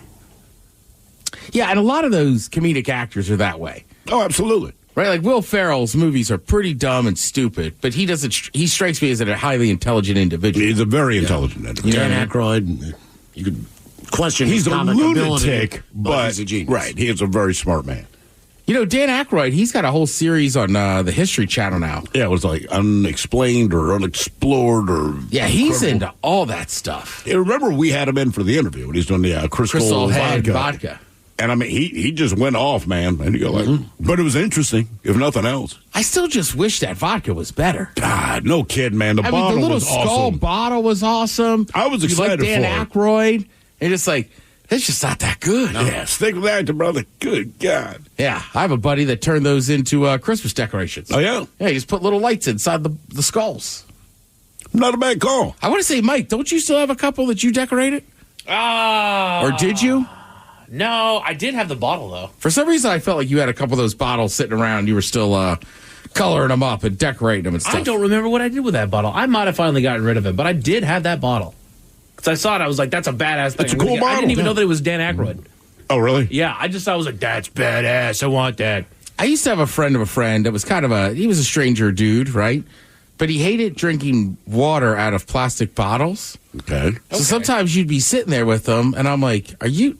Like, I know you don't drink, but, like, are you drinking... Oh, you thought you were drinking straight vodka out of the... He would use liquor bottles to drink water, and he's like, well, people throw them in recycling, so I just collect them. And I'm like, no way. I was going to say, well, how did they get empty if you didn't drink loud? Right, but I'm just like, that looks very strange, man. Again, you're... Like, I think I've even said, like, you're a strange dude.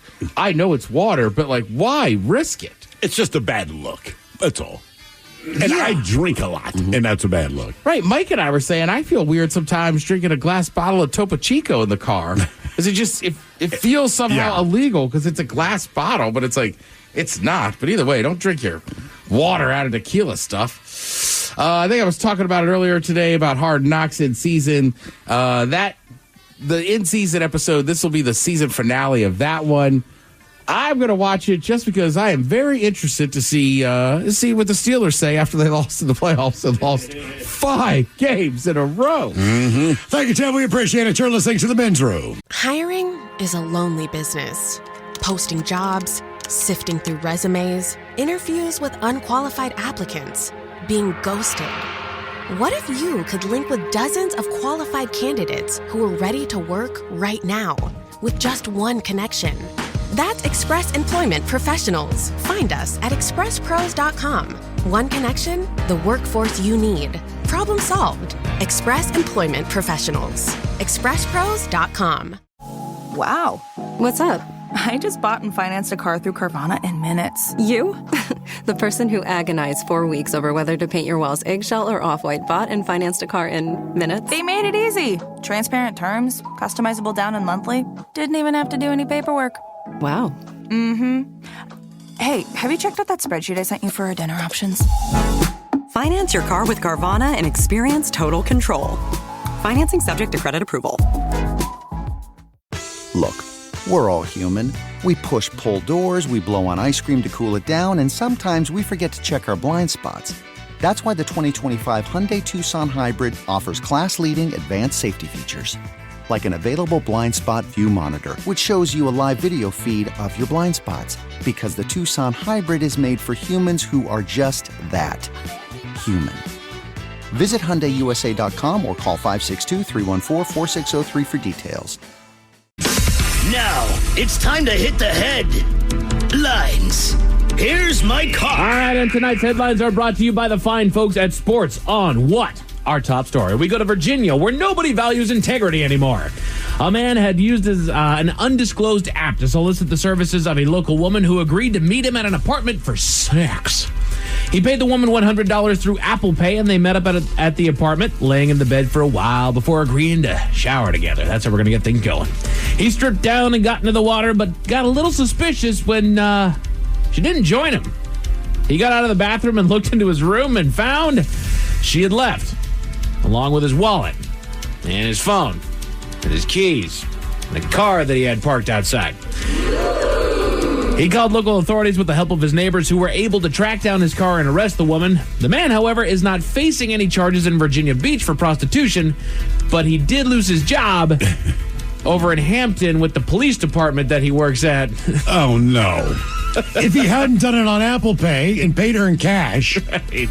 They didn't say why he lost his job, though, Miles. Oh. The media reached It out for comment, and they said, yes, he's no longer employed here. They said, why? They just neglected to answer that. But you know why. At least he took it out of his jurisdiction.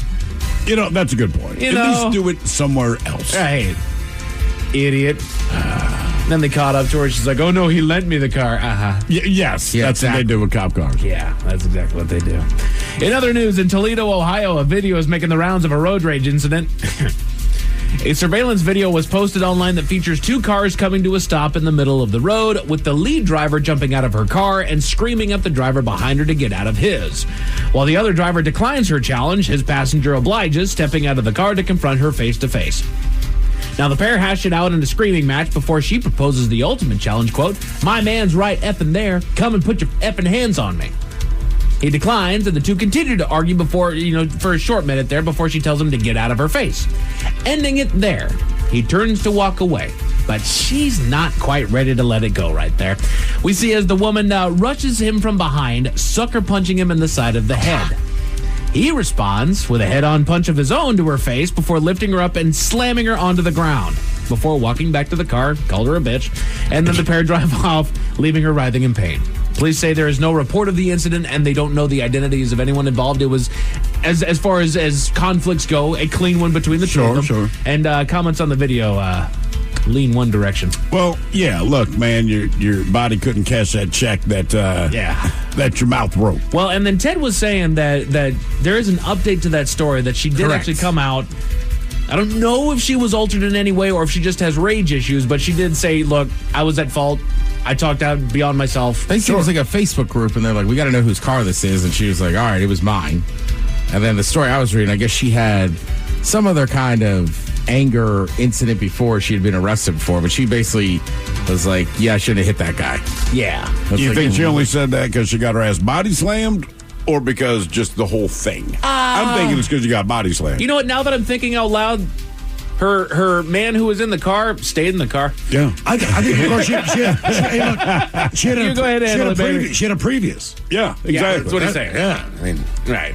And like I said, basically you're just telling on yourself. You go right ahead and just take care of that for yourself. Okay, I'm not getting involved in this. There's a local place, and I love this. They have multiple bouncers. One of them is female. Okay. And she's like, we get a lot less grief. Huh. Because they're not going to run their mouth and sell this crap. When I can go up there, pick them up and body slam. This chick is big. Okay, gotcha. Beat their ass. And she goes, look, because a lot of they escalate. Sure. And I go, you're not going to put your hands on me. She's like, I will. And she's like, and they shut the hell up instantly. Oh, gotcha. Yeah, I mean, it's the whole thing, right? Gotcha, so she's just like, yeah, that is why I'm here. Okay. Cause trouble. And suddenly you're not quite as brave in these situations. Yeah, what do you know? Yeah. All of a sudden the equity, baby. I'm about to say the scales are now matched up here. Okay. I wasn't putting that together. Over to France, where a naive 53-year-old woman was played for a sucker.